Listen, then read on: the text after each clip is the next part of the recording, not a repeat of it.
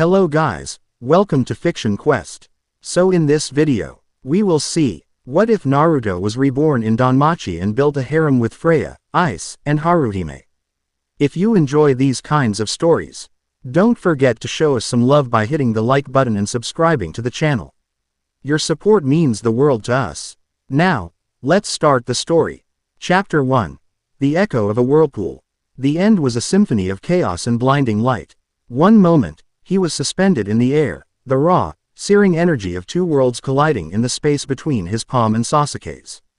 It was the culmination of a lifetime of struggle, a final, desperate clash to save everything he had ever known. The air tore apart, gravity ceased to be a law and became a mere suggestion. He felt his very atoms being unwound. His soul stretched thin across the precipice of oblivion. The last thing he saw was the shocked, wide eye of his brother in all but blood, a silent scream swallowed by a cataclysm of white.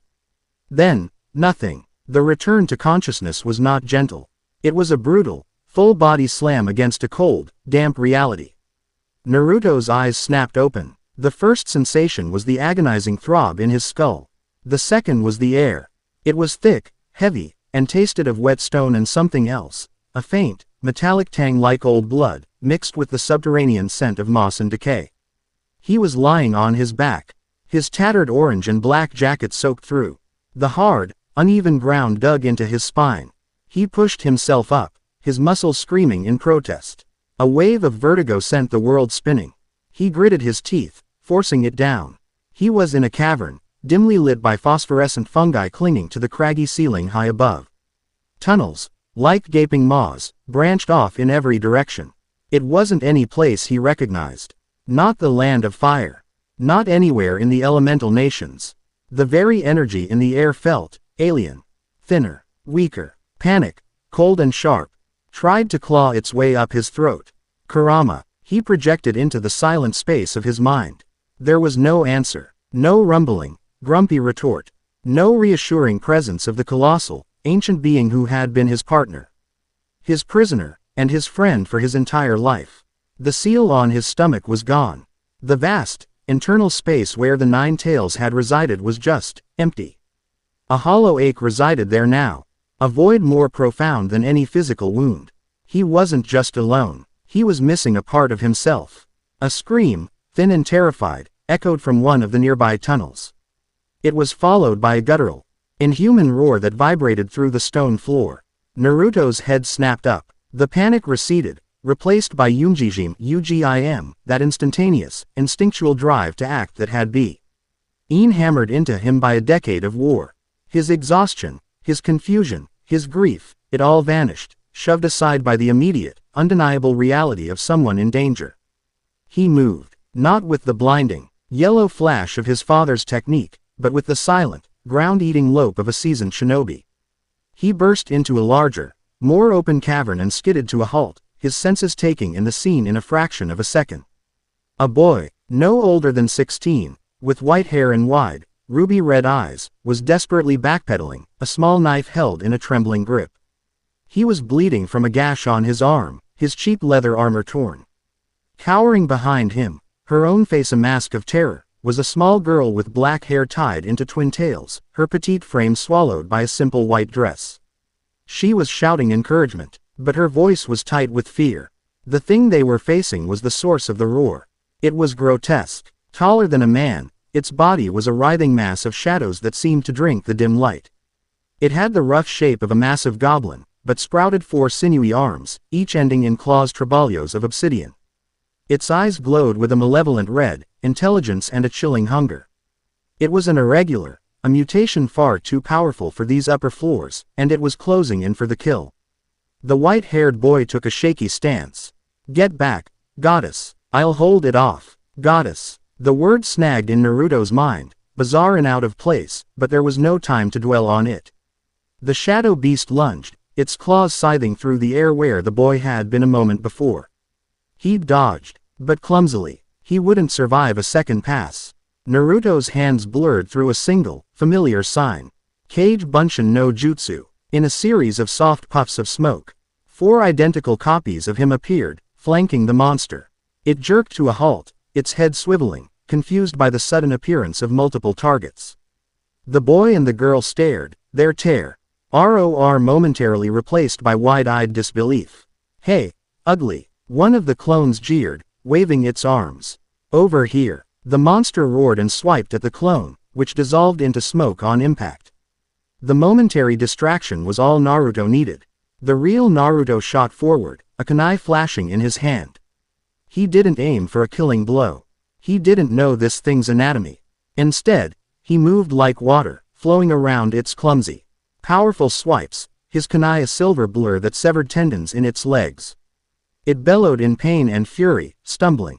2 more clones charged in, one leaping onto its back, driving a kunai into its shoulder, while the other slid low, sweeping its remaining good leg. The beast crashed to the ground with a resounding boom that shook the cavern. "Now," Naruto barked, his own voice sounding foreign and harsh in the echoing space. The 4th clone, which had been waiting, landed eupatically on the downed monster's chest. The original Naruto was already there, his right hand held aloft.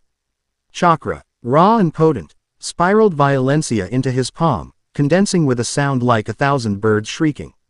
The air yali, the energy density skyrocketing. Rasengan. He slam. Ed the sphere of rotating chakra into the monster's head.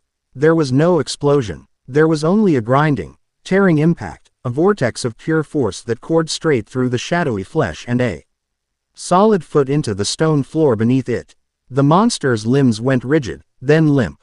It shuddered, and then, in a process Naruto had never seen, Tada Shenti Kai Shirong Jia Sheng Yi Lulu Heian, leaving behind a single, deep purple crystal that clattered to the ground. Silence. The only sound was the faint tink of a water droplet falling from a stalactite. Naruto stood over the dissolving remains, his breathing steady, the Rasengan's hum fading from his ears. The clones dispersed in puffs of smoke, their experiences fators back into him. He felt the strain in his legs from the slide, the phantom impact of the monsters. Claw against the clone it had destroyed. He rolled his shoulder, his body already recalibrating. What was that? A small voice stammered. He turned. The white-haired boy and the dark-haired girl were staring at him. Their expressions a mixture of awe, fear, and utter bewilderment. "Are you two okay?" Naruto asked, his voice softer now. He automatically fell into the post-battle checkup mode he'd used with Geui Donglio in Konoha. The boy, Bel Crenel, could only nod, his eyes flicking from Naruto to the hole in the ground, then back to Naruto. The power he'd just witnessed, it wasn't like anything he'd ever seen. It wasn't a sword skill, or a magic spell chanted from a grimoire. The man had created an army of himself, and then annihilated a monster that would have given a team of level 2s trouble with a spinning ball of, what? Wind, light. The girl, Hestia, was the first to find her voice. She puffed out her chest, trying to reclaim some semblance of authority, though her hands were still trembling slightly. Who are you? And how did you do that? I've never seen magic like that. Naruto straightened up, tucking his kunai away. He offered them a tired, but reassuring smile. It was a reflex. Put the civilians at ease. The name's Naruto. As for the other stuff, it's complicated.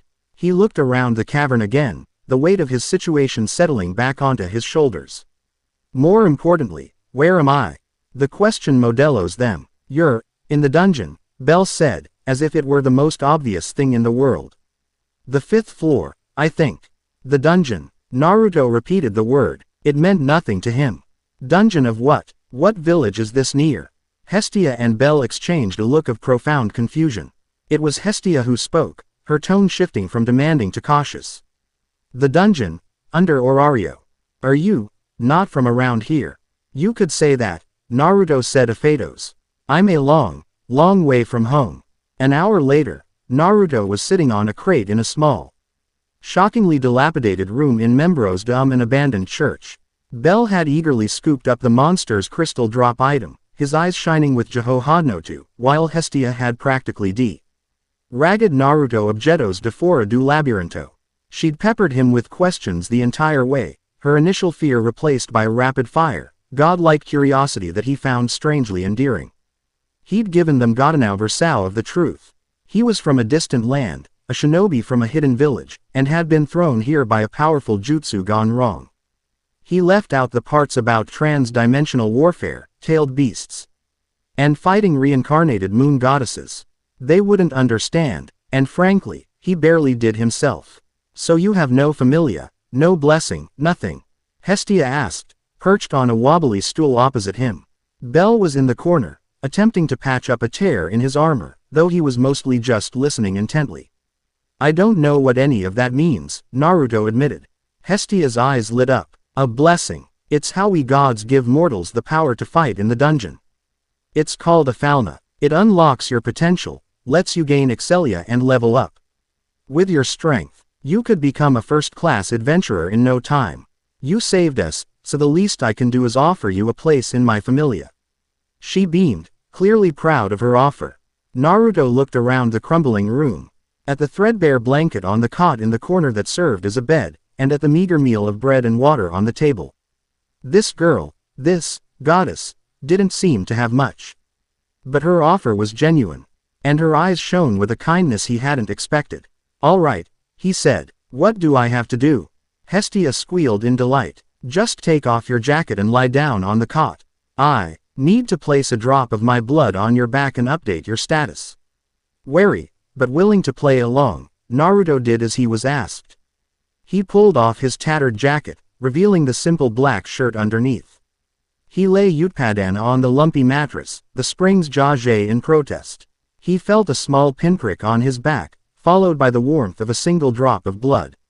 He waited, and waited. Behind him, Hestia was silent. He heard her mutter to herself, her voice a confused whisper. That's not right. Let me try again. Another prick. More silence. What is it? Naruto asked, twisting his head to look at her. Hestia's face was a picture of consternation. It's not working. The Falna, it won't take. It's like there's no room for it. Your soul, your body, it's already full of Utpadana, something else. There's no receptacle for my blessing. She looked at him, her divine eyes seeing something she couldn't comprehend. What are you, Naruto? Naruto sat up, his expression grim. He wasn't surprised. His power didn't come from a god. It came from within. It was chakra, the fusion of spiritual and physical energy that was the lifeblood of his world. It seemed this world operated on a completely different system. He was an anomaly, an outsider in the most fundamental way imaginable. He pulled his shirt and jacket back on. The hollow ache of Kurama's absence felt colder than ever. He was truly, utterly alone.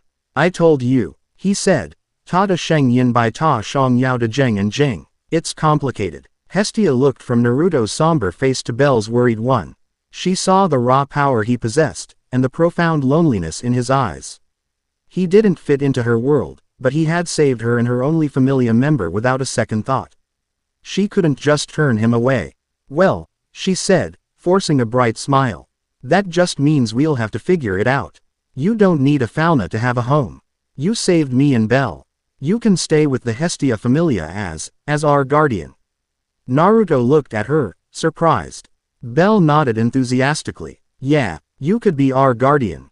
We don't have much, but it's more than I have right now. Naruto finished for him, a small, genuine smile touching his lips for the first time since he'd arrived. All right, I'll be your guardian, but I'm going to need to earn my keep. His eyes drifted towards the window, where the impossible, sky-piercing form of a massive white tower dominated the cityscape. Babel, they had called it, the entrance to the dungeon. Tell me more about this dungeon, he said, his blue eyes glinting with a new, sharp focus. If I'm going to be here, I need to understand the battlefield.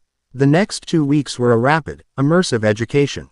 Naruto, a prodigy of adaptation, absorbed information about Orario like a sponge. He learned about the guild, ATIERs, and the complex, often treacherous politics of the familias.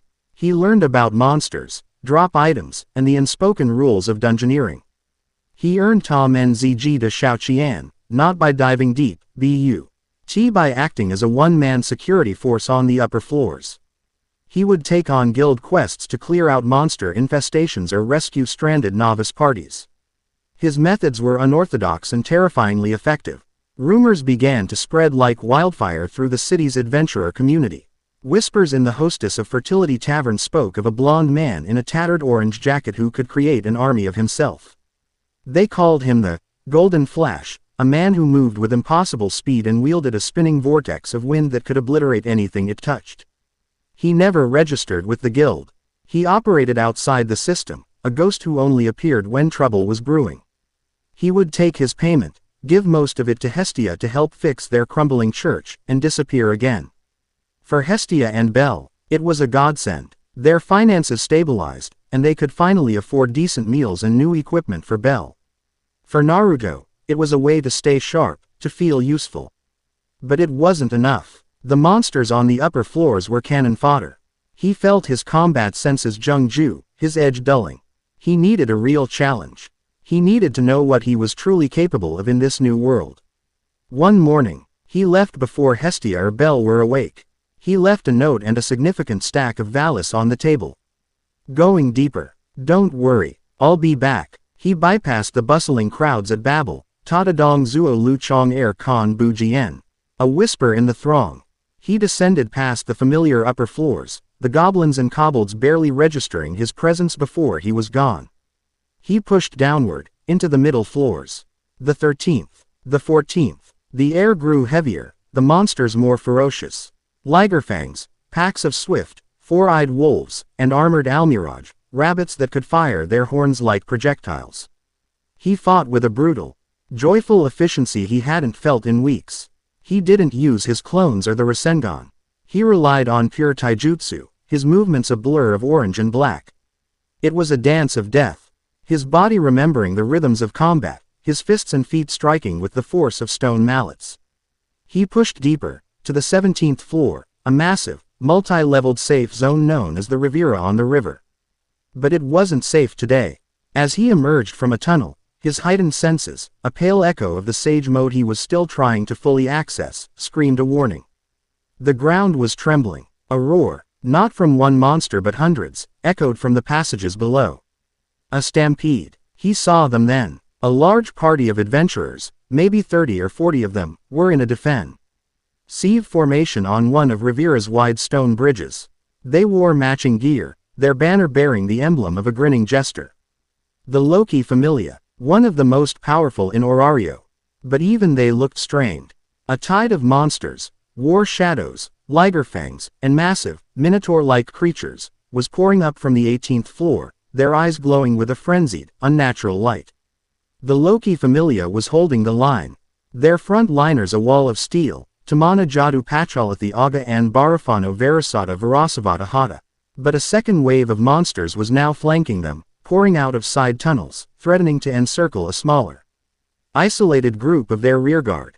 It was that group Naruto focused on. They were about to be overwhelmed. He didn't hesitate. Kage Bunshin no Jutsu. 20 Narutos puffed into existence. All right, you know the plan, he barked. Formation C. Harass and contain. Don't let them link up. The clones fanned out, a wave of orange that crashed into the flanking monsters. The Loki Familia adventurers Communicasao, their shouts of alarm turning to stunned silence as the blonde army engaged the enemy with military precision. They didn't fight to kill. They weaved through the monsters, a whirlwind of feints, trips, and targeted strikes to hamstrings and joints, disrupting the stampede's momentum, herding the creatures back towards the main choke point. The real Naruto moved towards the rearguard, his eyes scanning for the greatest threat.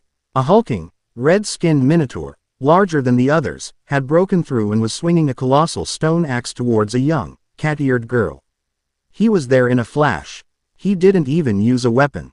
He caught the stone axe on his forearm, the impact jarring him to the bone, but his chakra-reinforced body held firm. With his other hand, he drove his knuckles into the minotaur's thick neck. A sickening crack echoed in the cavern, and the beast crumpled, its red eyes going dim. He landed lightly, and for a moment, the chaos of the battle seemed to fade into the background. He saw her, a girl with hair the color of spun gold, her eyes a matching, unreadable gold. She was dressed in light, practical armor, and in her hand, she held a slender silver rapier that seemed to hum with power. The Sword Princess, Ice Wallenstein. He recognized her from the descriptions he'd heard in the tavern. She moved with a grace that was breathtaking. Her blade a blur of silver light, each thrust precise, economical, and utterly lethal. She was a master, and the sheer beauty of her deadly art resonated with the warrior deep in his soul. She had just dispatched a Ligerfang and was turning to face a new wave when she saw him. Her eyes widened fractionally. He was an unknown, an anomaly in the middle of their battle. His clothes were strange, he bore no crest, and he had just taken down a minotaur with his bare hands. He was a variable she couldn't account for. In that split second of battlefield calculation, she deemed him a potential threat. She moved. Her speed was incredible, a gust of wind given form. Her famous rapier, desperate, was a silver streak aimed directly at his heart. To anyone else, it would have been an unavoidable attack. To Naruto, who had fought men who could teleport and move faster than lightning, it was just fast. Time seemed to dilate. He saw the cold focus in her golden eyes, the subtle shift of her wrist, the way her power. A shimmering green aura wrapped around her blade. He didn't dodge. He didn't block. He moved with her. His left hand came up, not to grab the blade, but to gently cup her wrist. His fingers finding the precise pressure points. He didn't stop her momentum. He redirected it, using her own force to spin her. In the same fluid motion, his right hand slipped past her guard, his fingers wrapping around the hilt of her rapier. It happened in the space of a single heartbeat. Ice found herself spun a full 180 degrees, her arm tingling and numb. The world tilted, and then settled. She felt something cold and hard press against the delicate skin of her throat. It was her own sword. He was holding it, the tip Jing Zun de Fang Zai Ta de Jing Jing Mai Shang. He hadn't overpowered her. He had outmaneuvered her with an ease that was terrifying, as if she were a novice taking her first lesson. The chaos of the stampede, the shouts of her comrades, the roars of the monsters, it all faded into a dull hum. Her world had narrowed to the feeling of her own blade against her neck and the calm, steady blue eyes of the stranger holding it. He leaned in, his voice low, meant only for her. It wasn't mocking or triumphant. It was a simple, quiet statement of fact. "You're fast," he said. "But you're unfocused. You let a variable you couldn't identify distract you from the real threat." He gestured with his head towards the battle, where his clones were expertly finishing off the last of the contained monsters. Then, as quickly as he had appeared, he was gone. He released her sword, taking a single step back. A swirl of leaves, a bizarre and impossible sight in the depths of the dungeon, Utpadana around him for a split second, and then he simply vanished. Desperate clattered from his empty hand, and Ice caught it on reflex. Her fingers numb, she stood frozen, her heart hammering against her ribs, a feeling of utter, bone-deep shock washing over her. She, Ice Wallenstein, the Sword Princess, had been disarmed and held at sword point in less than a second. By a complete unknown. "Ice, are you all right?" Chiona Hiryut, a fellow executive of the Loki Familia, bounded over, her massive urga swinging nonchalantly. What was that? Who was that guy? And where did he and his fan club go? Ice didn't answer. She stared at the spot where Naruto had stood, her knuckles white where she gripped her rapier. It wasn't fear she felt. It wasn't even humiliation. It was a burning, all-consuming intrigue. A puzzle had just been thrown at her feet, a man who operated on a level she had only ever dreamed of. He had defeated her effortlessly. And then, he had taught her a lesson. She had to find him. She had to understand. She had to fight him again. High above, in the gilded penthouses of Babel, a cloak-ed figure stood before a panoramic window, observing the faint, almost imperceptible ripples of energy that Naruto's actions had sent through the city. They were invisible to most, even to the gods, but not to him. Not to his master. He bowed his head to the empty air. "My Lord Erebus," the figure, the minor god Moros, whispered to the shadows.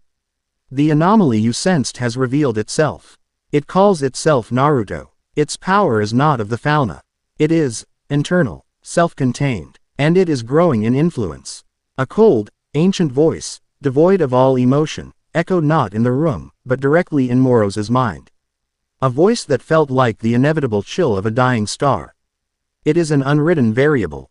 A soul that shines with the light of a world that is not ours. Such things are the seeds of chaos. They unravel the tapestry of fate." "What are your orders, my lord?"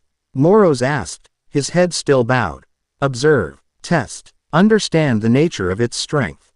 The gods of Orario are blind and complacent, playing their games. They will not see the correction that is coming. This, Naruto, he may prove to be the perfect catalyst to remind them of their place. Or he will be the first variable we erase. The voice faded, leaving Moros alone with the sprawling, glittering lights of Orario below, and the knowledge of the storm that was gathering, unseen, on its horizon. Down in the city, Naruto slipped back into the Hestia Familia's church, silent as a ghost. He was bone-tired, but a quiet satisfaction warmed him. He had tested himself. He had found his benchmark. And in the golden eyes of the Sword Princess, he had seen a fellow warrior, a kindred spirit defined by the fight.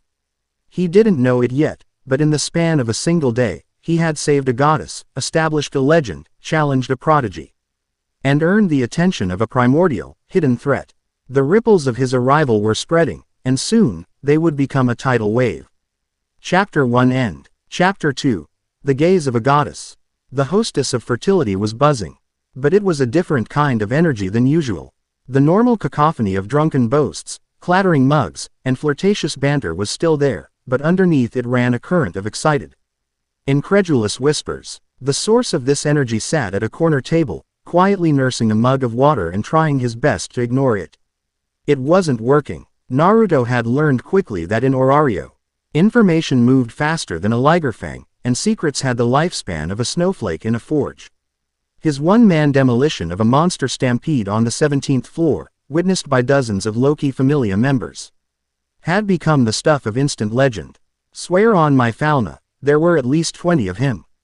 A burly dog-person adventurer was saying to his slack-jawed friends a few tables over. All identical. They moved like a single unit, taking down war shadows like they were swatting flies. Nah, you're exaggerating, his companion scoffed, though his eyes were wide. Chi was probably just some high-level illusion magic. Illusion magic doesn't break a minotaur's neck with one punch. A third adventurer chimed in, slamming his mug down. I saw it. This blonde guy just appeared out of nowhere and poof. Dead. Then he went toe-to-toe with the Sword Princess herself. That part of the story always got the most attention. Naruto winced internally, taking a long sip of water. He hadn't meant for that to be a public spectacle. It had been a reflex, a battlefield instinct honed against opponents who would kill you for a moment's hesitation. He'd only wanted to make a point. Apparently, the point he'd made was that he was either suicidally brave or terrifyingly powerful. Across the bustling tavern, the Loki Familia's executive table was having a much more intense version of the same conversation. He was so cool, Chiona Hiryut gushed, her amber eyes sparkling as she reenacted the scene with her hands. He was like, swoosh, and then the Minotaur was like Graw, and he just went bam. And then Ice went all whoosh, and he was like zip, zap, zoop, and then he had her sword at her throat. Can you believe it? Her twin sister, Chion, scowled, protectively glancing at Ice. It was a reckless and dishonorable move, attacking an ally in the middle of a battle. He's an unknown, a rogue.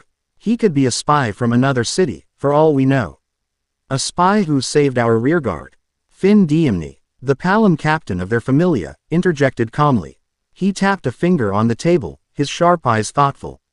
His clones, as you call them, were strategically brilliant.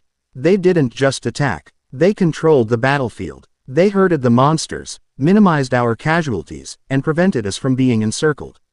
That wasn't the work of a simple brawler. That was a commander. Bet Loga, the werewolf, let out a derisive snort. Commander of what? A bunch of cheap tricks. So he's fast. Big deal. He got the drop on Kenki. Let him try that on me. I'd rip his throat out before his hand even moved. He flashed his sharp canines, his wolfish pride clearly stung by the praise being heaped on an outsider. Throughout it all, Ice Wallenstein was silent. She stared into her cup, her food untouched. Chiona's words, Bet's insults, Finn's analysis, it all just washed over her. Her mind was stuck on a loop, replaying those 2 seconds of combat. The impossible speed, the effortless redirection of her momentum. The feel of his fingers on her wrist, firm and knowing, finding pressure points she didn't even know she had. And the final, shocking cold of her own blade against her skin. He hadn't been trying to hurt her. He hadn't even been trying to fight her. He had neutralized her as if she were a child throwing a tantrum. Then he'd spoken to her, his voice low and steady, pointing out a flaw in her focus. It wasn't an insult, it was a critique, the kind a master gives a student. The humiliation she should have felt was completely overshadowed by a burning, electrifying curiosity. Power. She had dedicated her entire life to acquiring it, to become strong enough to face the one-eyed black dragon, to avenge her parents. She had fought, bled, and pushed her body and soul to their absolute limits. And in the space of a heartbeat, this man, this Naruto, had shown her there was a level of skill so far beyond her own it might as well have been a different dimension of existence. I have to find him, she said, her voice quiet but ringing with absolute resolve. Bet scoffed. What for? To get your butt handed to you again. Ice's golden eyes lifted to meet his. There was no anger in them. Only a cold, diamond-hard intensity that made even the belligerent werewolf pause. I have to understand, she said. Before anyone could respond, a sudden hush fell over the tavern. The front door had opened, and standing there, framed by the evening light, were two figures that commanded instant silence. They were the Gulliver brothers, members of the Freya familia. Their presence alone was an event. They scanned the room, their eyes cold and dismissive, until they landed on Naruto's corner table. They moved with an unnerving, synchronized grace, their path parting the crowd like a ship through water. They stopped before his table. The air was thick with tension. Every adventurer in the room held their breath. To be approached by the Freya familia was rarely a good thing. Naruto, the taller brother said, his voice flat and devoid of emotion. It was not a question. The goddess Freya requests your presence at Folkvanger. Now. Naruto finished his water, setting the mug down with a soft click. He looked up at them, his expression unreadable. Hestia had told him about Freya, the goddess of beauty, the most powerful, influential, and possessive deity in Oratorio. He knew this summons was inevitable. His display in the dungeon was like lighting a bonfire in a pitch-black room. Of course, it would attract the attention of the one who claimed to see all. And if I decline? Naruto asked, his tone mild.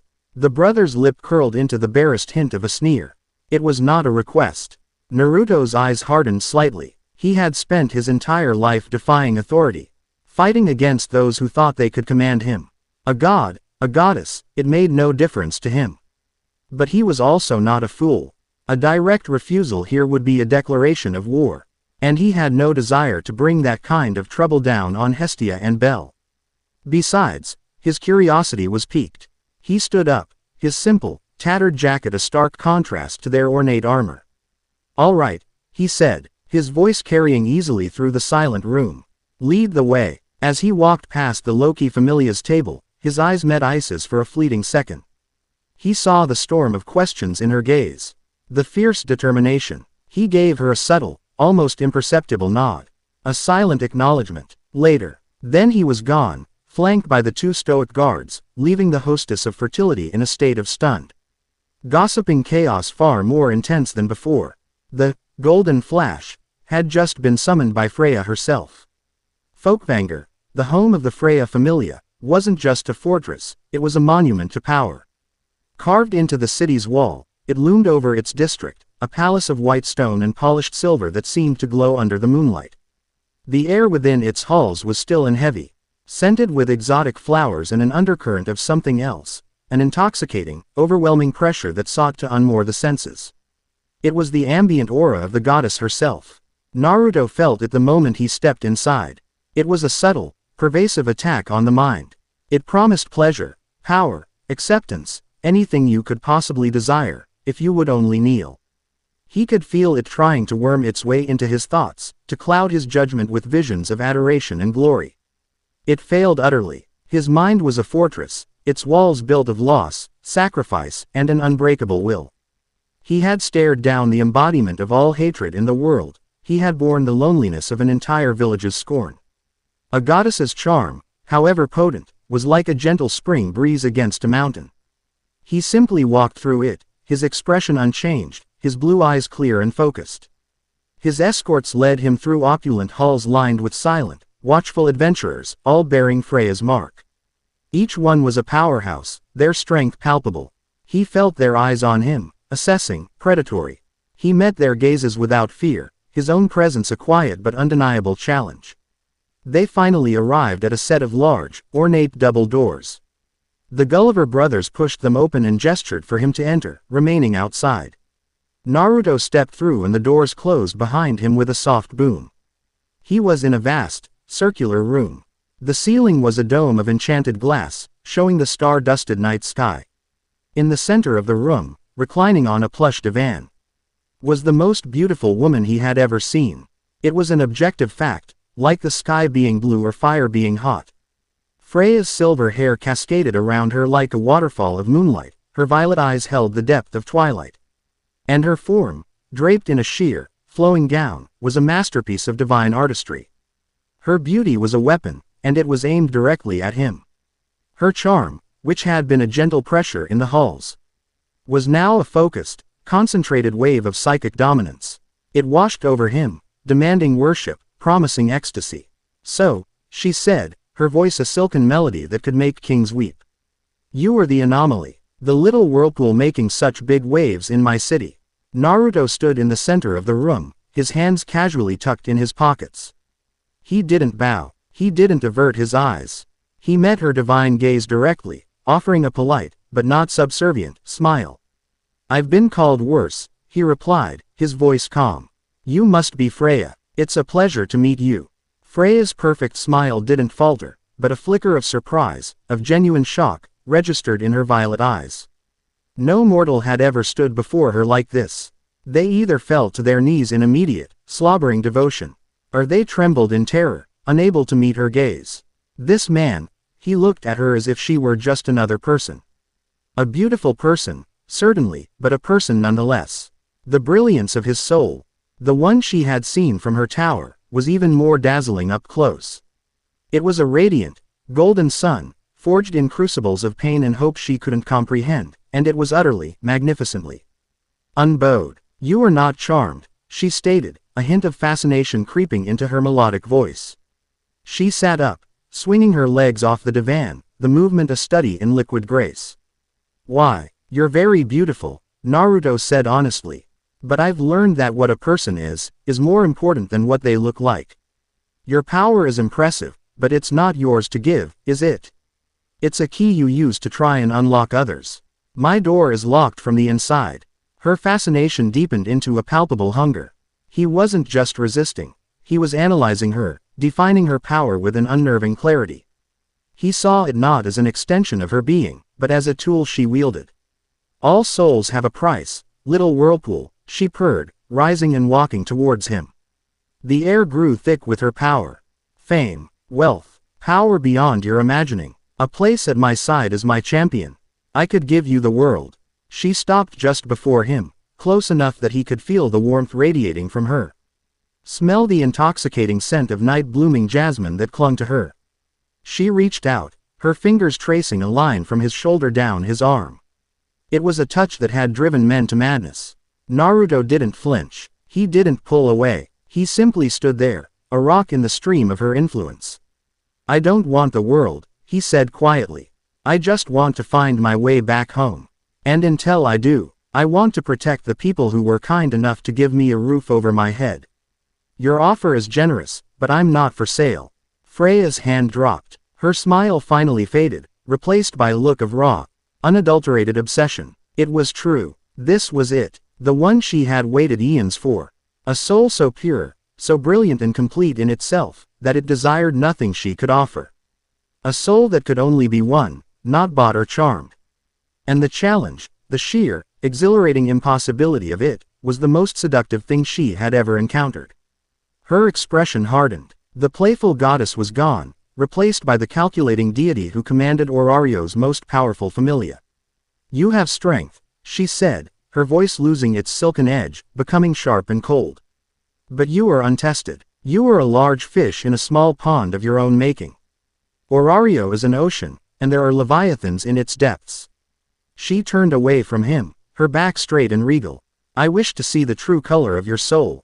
I wish to see it shine under duress. She raised her voice slightly. Ottar. A section of the wall slid away, revealing a dark, adjoining chamber. From the shadows emerged a figure of colossal size. A boar man with thick, scarred arms and a presence that radiated immense, compressed power. It was Ottar, the captain of the Freya Familia. The only level 7 adventurer in Orario. A living legend known simply as, the King. He looked at Naruto, his gaze flat and expressionless, but Naruto could feel the pressure of his stare like a physical weight. This was the Leviathan Freya had spoken of. Ottar, Freya said, her voice now filled with a cruel, excited anticipation. Test him. Show me his limits. Show me what happens when a whirlpool meets a mountain. Ottar gave a single, curt nod. He turned and walked into a vast, stone-walled training ground that lay beyond the hidden door. The message was clear. Naruto was to follow. Naruto looked from the waiting giant to Freya. He saw the manic gleam in her eyes, the goddess who had been denied her prize and had now resorted to a trial by combat. He could refuse. He could try to fight his way out of Folkvanger. It would be bloody, and he would likely bring ruin upon Hestia. Or, he could accept. He could answer this challenge. He had wanted to know his limits in this world. Freya was about to give him the ultimate measuring stick. A slow, wolfish grin spread across Naruto's face. It was the kind of grin he used to get before a truly exhilarating fight. The exhaustion, the confusion, the L1 liness, it all burned away in a rush of adrenaline. All right, he said, cracking his knuckles. Let's dance. The training ground was a massive, empty coliseum under the open night sky, its floor made of reinforced stone. Ottar stood in the center, waiting. He hadn't drawn a weapon. His body was the weapon. Naruto walked onto the stone floor, the heavy door sliding shut behind him, sealing them in. Freya watched from a balcony high above, her form silhouetted against the moon, a spectator at her own personal gladiatorial game. You are strong. Ottar's voice was a low rumble, like grinding stones. The goddess wishes to see how strong. Do not hold back. I will not. Wouldn't dream of it, Naruto replied, dropping into a low, loose stance. Ottar charged. He didn't run. He exploded. The tone floor cracked under his feet as he closed the 50-yard distance in the blink of an eye. He wasn't just fast. He was a force of nature, an avalanche of muscle and bone. His fist, the size of Naruto's head, came in a blur. Aimed to shatter his ribs. Naruto's eyes widened. This was speed and power on a completely different level from ice. He threw himself backward, the punch grazing his jacket, the wind from it stinging his skin. He landed and immediately pushed off, his own speed remarkable, but Ottar was already on him, a relentless barrage of fists and kicks that forced Naruto onto the defensive. It was all he could do to dodge and parry. Each blocked blow sent a bone-jarring shock up his arm. This wasn't a fight, it was a storm. Ottar's strength was absolute. A direct hit would be devastating. Kage Bunshin no Jutsu. 10 clones popped into existence, immediately swarming Ottar. They attacked from all angles, a flurry of kicks, punches, and feints. It was useless. Ottar didn't even seem to notice them. He moved through them like a cannonball through mist. A backhand sent one clone flying, dissolving before it hit the wall. A sweeping kick vaporized 3 more. His movements were economical, brutally efficient. He knew which one was the original and never lost sight of him. Naruto used the momentary chaos to create some distance. He skidded to a stop, his mind racing. Taijutsu alone wasn't going to cut it. Ottar was a wall of muscle and experience. Brute force was his domain. Is that all? Ottar rumbled, standing amidst the dissipating smoke of the last clone. Your tricks are novel, but they lack substance against true power. Tricks. Naruto grinned, a spark of excitement in his eyes. We're just getting warmed up. He brought his hands together in a seal. Let's try a bigger trick. He began gathering chakra in his palm, the familiar, high-pitched whine of the Rasengan filling the arena. Ottar watched, his expression unchanging, letting him form the attack. It was the ultimate show of confidence. Naruto charged, the blue sphere of spiraling energy a beacon in the night. Rasengan. He thrust it forward. Ottar didn't dodge. He met it. He crossed his massive forearms in front of his chest, his muscles bulging, and took the hit head-on. The impact was deafening. A shockwave of wind erupted from the point of contact, kicking up dust and debris. Naruto felt his attack grind against Ottar's guard, a drill against a diamond wall. The stone floor beneath Ottar's feet fractured into a spiderweb of cracks from the sheer force, but he didn't move. He held. Then, with a guttural roar, he pushed back. Naruto was thrown backward, tumbling through the air before landing hard on his feet, his arm throbbing from the feedback. Ottar lowered his arms. There were red marks and torn skin. But the damage was superficial. He had tanked a Rasengan. No one had ever done that. High above, Freya leaned forward, her knuckles white where she gripped the railing. This was it. This was the pressure she wanted to see. Impressive, Ottar admitted, his voice holding the slightest hint of respect. Your attack has power, but it is not enough. Naruto took a deep, steadying breath. He was right. At this level, his base power wasn't enough. The Rasengan was strong, but Ottar was a monster of physical resilience. He needed more. He needed to tap into that. The energy of the world itself. He hadn't tried to fully access it here. The natural energy of this world felt different, thinner. He didn't know if it would work, or what it would do to him. There was only one way to find out. He closed his eyes. The world of sound and fury faded away. He became still, so still he might have been a statue. Ottar paused, sensing the shift. Naruto reached out, not with his hands, but with his spirit. He felt the cold stone beneath his feet, the cool night air on his skin, the ancient, silent life energy of the world. It was weaker than back home, less vibrant, but it was there. A quiet, deep ocean of power. He drew it in. He felt it flow into him, merging with his own chakra.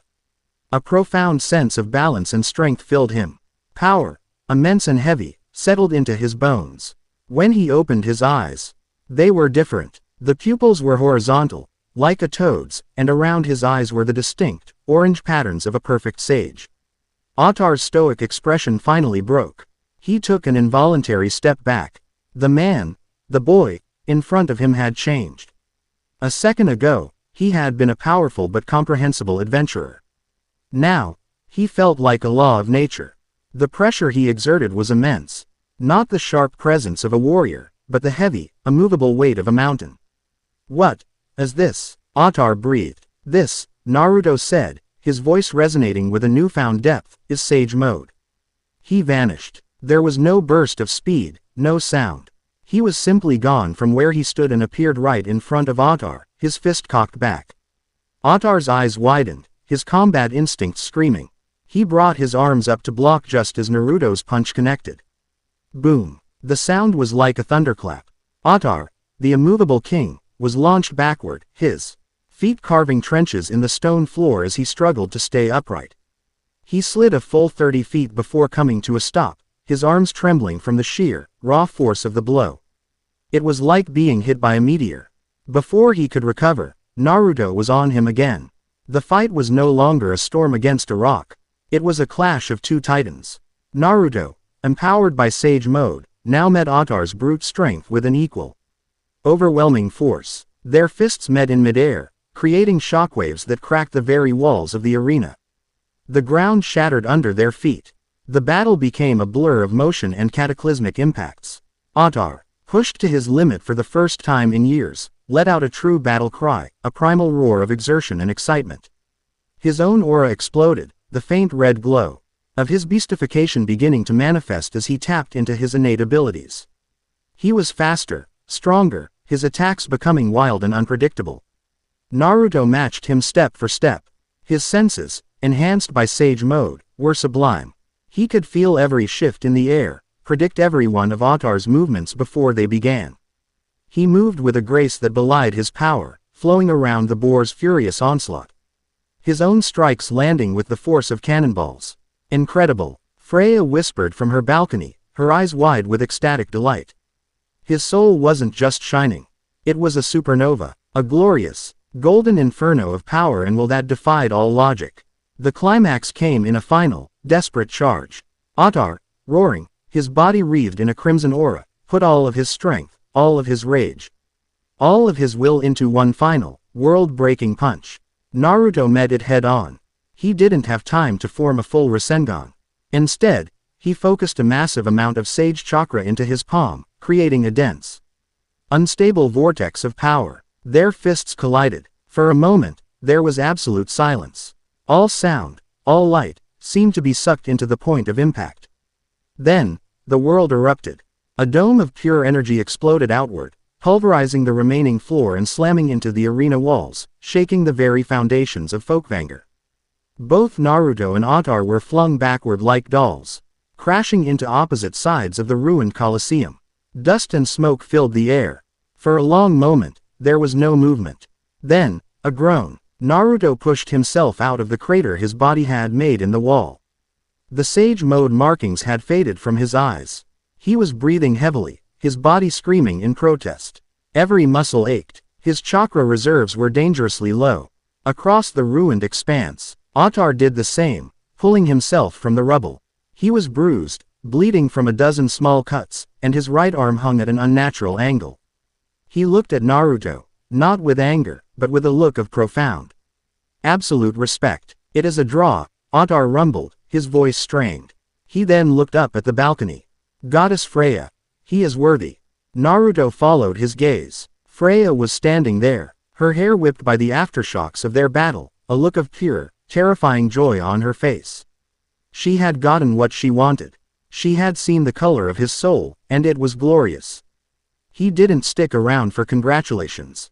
He knew he was in no state to fend off any more of her advances. With the last of his strength, he bit his thumb, flashed through a series of hand signs, and slammed his palm on the ground. Kuchio's no jutsu. In a large puff of smoke, a small, orange toad with a scroll on its back appeared. It was a messenger toad, one of the few he could summon with his remaining chakra. "Naruto, what's going on?" "No time, Gamakichi," Naruto grunted, grabbing onto its back. "Get me out of here. Reverse summon. Now." Before Otar or Freya could react, there was another puff of smoke. And Naruto was gone, leaving behind a ruined arena and a goddess whose obsession had just been forged into something unbreakable. He reappeared in a cloud of smoke on the roof of the Hestia Familia's church, promptly collapsing onto the tiles, utterly spent. He had survived. He had passed the test. And he had made a very, very powerful goddess very, very interested in him. He wasn't sure which of those was the most dangerous. The next evening, he found her waiting for him. He was on that same rooftop, staring out at the city lights, his body still aching from the fight with Otar. He had recovered most of his chakra, but the deep, bone-deep exhaustion remained. He sensed her approach before he saw her. A quiet, deliberate presence. Ice Wallenstein landed silently on the roof behind him. She was in her simple white dress, her golden hair luminous in the twilight. Her rapier was strapped to her waist. "I've been looking for you," she said. Her voice was soft, but carried the same intensity as her gaze. Naruto turned to face her. "So I heard. The rumors are true," she stated, her eyes scanning him, no doubt seeing the lingering fatigue. "You fought Otar." "We had a disagreement," Naruto said with a wry smile. Ice took a step closer. The curiosity in her eyes was a palpable force. How are you so strong? What was that power you used against the stampede? The one you used to disarm me." "It's not magic. It's not a skill." "What is it?" "It's called chakra," Naruto answered simply. "It's the energy I use. It's a part of me." "Chakra." She repeated the word, tasting it. "Teach me." Naruto blinked, surprised by her bluntness. "Teach you? I can't. It's not something you can learn. You either have it or you don't." A flicker of disappointment crossed her face, but it was immediately replaced by renewed determination. "Then fight me. I just got out of a fight with Orario's strongest," Naruto said, gesturing to his own tired state. "I'm not really in the mood for another one." "Not a fight," she clarified, her hand resting on the hilt of her sword. "A spar. I need to understand the gap between us. I need to feel it. Please." There was a desperation in that last word that caught him off guard. He looked at her, really looked at her, and saw past the legendary sword princess. He saw a young woman who was carrying a burden so heavy it was crushing her, who was desperately, frantically seeking strength as if it were the only air she could breathe. He recognized that look. He had worn it himself for most of his life. He sighed, a small smile playing on his lips. "All right, Kenki-chan. A spar. But no powers. No wind auras or weird clone tricks. Just skill." Ice nodded, her expression serious as she drew her rapier. Naruto didn't draw a weapon. He simply settled into a relaxed stance. What followed was not a battle, but a lesson. It was a dance under the stars on a crumbling church roof. Ice was incredibly fast, her blade a silver blur. But Naruto was always a step ahead. He didn't use his overwhelming sage-enhanced strength. He used pure, refined taijutsu. He moved like a leaf on the wind, redirecting her thrusts with the back of his hand. Sidestepping her lunges by a razor's margin, using his momentum against her. "You're too stiff," he said, tapping her on the shoulder as she overextended a lunge. "You rely on your speed to overwhelm your opponent. But your form is rigid." She growled in frustration and attacked again, a complex series of feints and thrusts. He flowed around her, his movements fluid and unpredictable. "You're fighting the sword, not the person," he critiqued, gently pushing her blade aside and tapping her on the forehead. "You see the weapon as the threat. The threat is the will behind it. Predict the will, and the blade is just a piece of metal." They sparred for over an hour. He never once struck her. He just guided, corrected, and pointed out her flaws with a calm, patient clarity. He was tearing down her entire fighting philosophy, everything she had built her identity on, but he was doing it not to break her, but to build her back up, stronger. Finally, panting, her arms trembling with fatigue, she lowered her sword. "I don't understand," she said, her voice filled with a frustration that was close to despair. "I'm a level 5, I've fought on the front lines for years. How can you?" "Levels don't matter when it comes to skill," Naruto said gently. He walked over and looked her in the eye. "You're strong, Ice, incredibly strong. But you fight like you're alone. Like the whole world is on your shoulders. You have to learn to fight with your comrades, not just in front of them." She stared at him, his words hitting a place deep inside her that no one had ever reached. He saw her not as the sword princess, a weapon for the Loki familia, but as a person with flaws, a person who could be better. "Tomorrow," she said, her voice barely a whisper. Same time. It wasn't a question, it was a statement. A new routine had just been born.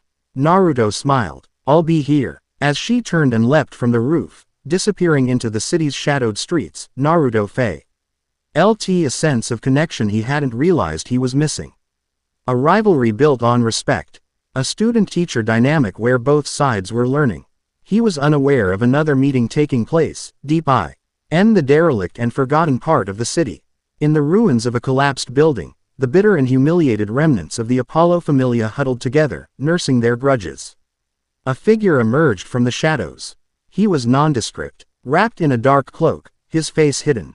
It was Moro's. "You burn with resentment," he said, his voice smooth and persuasive.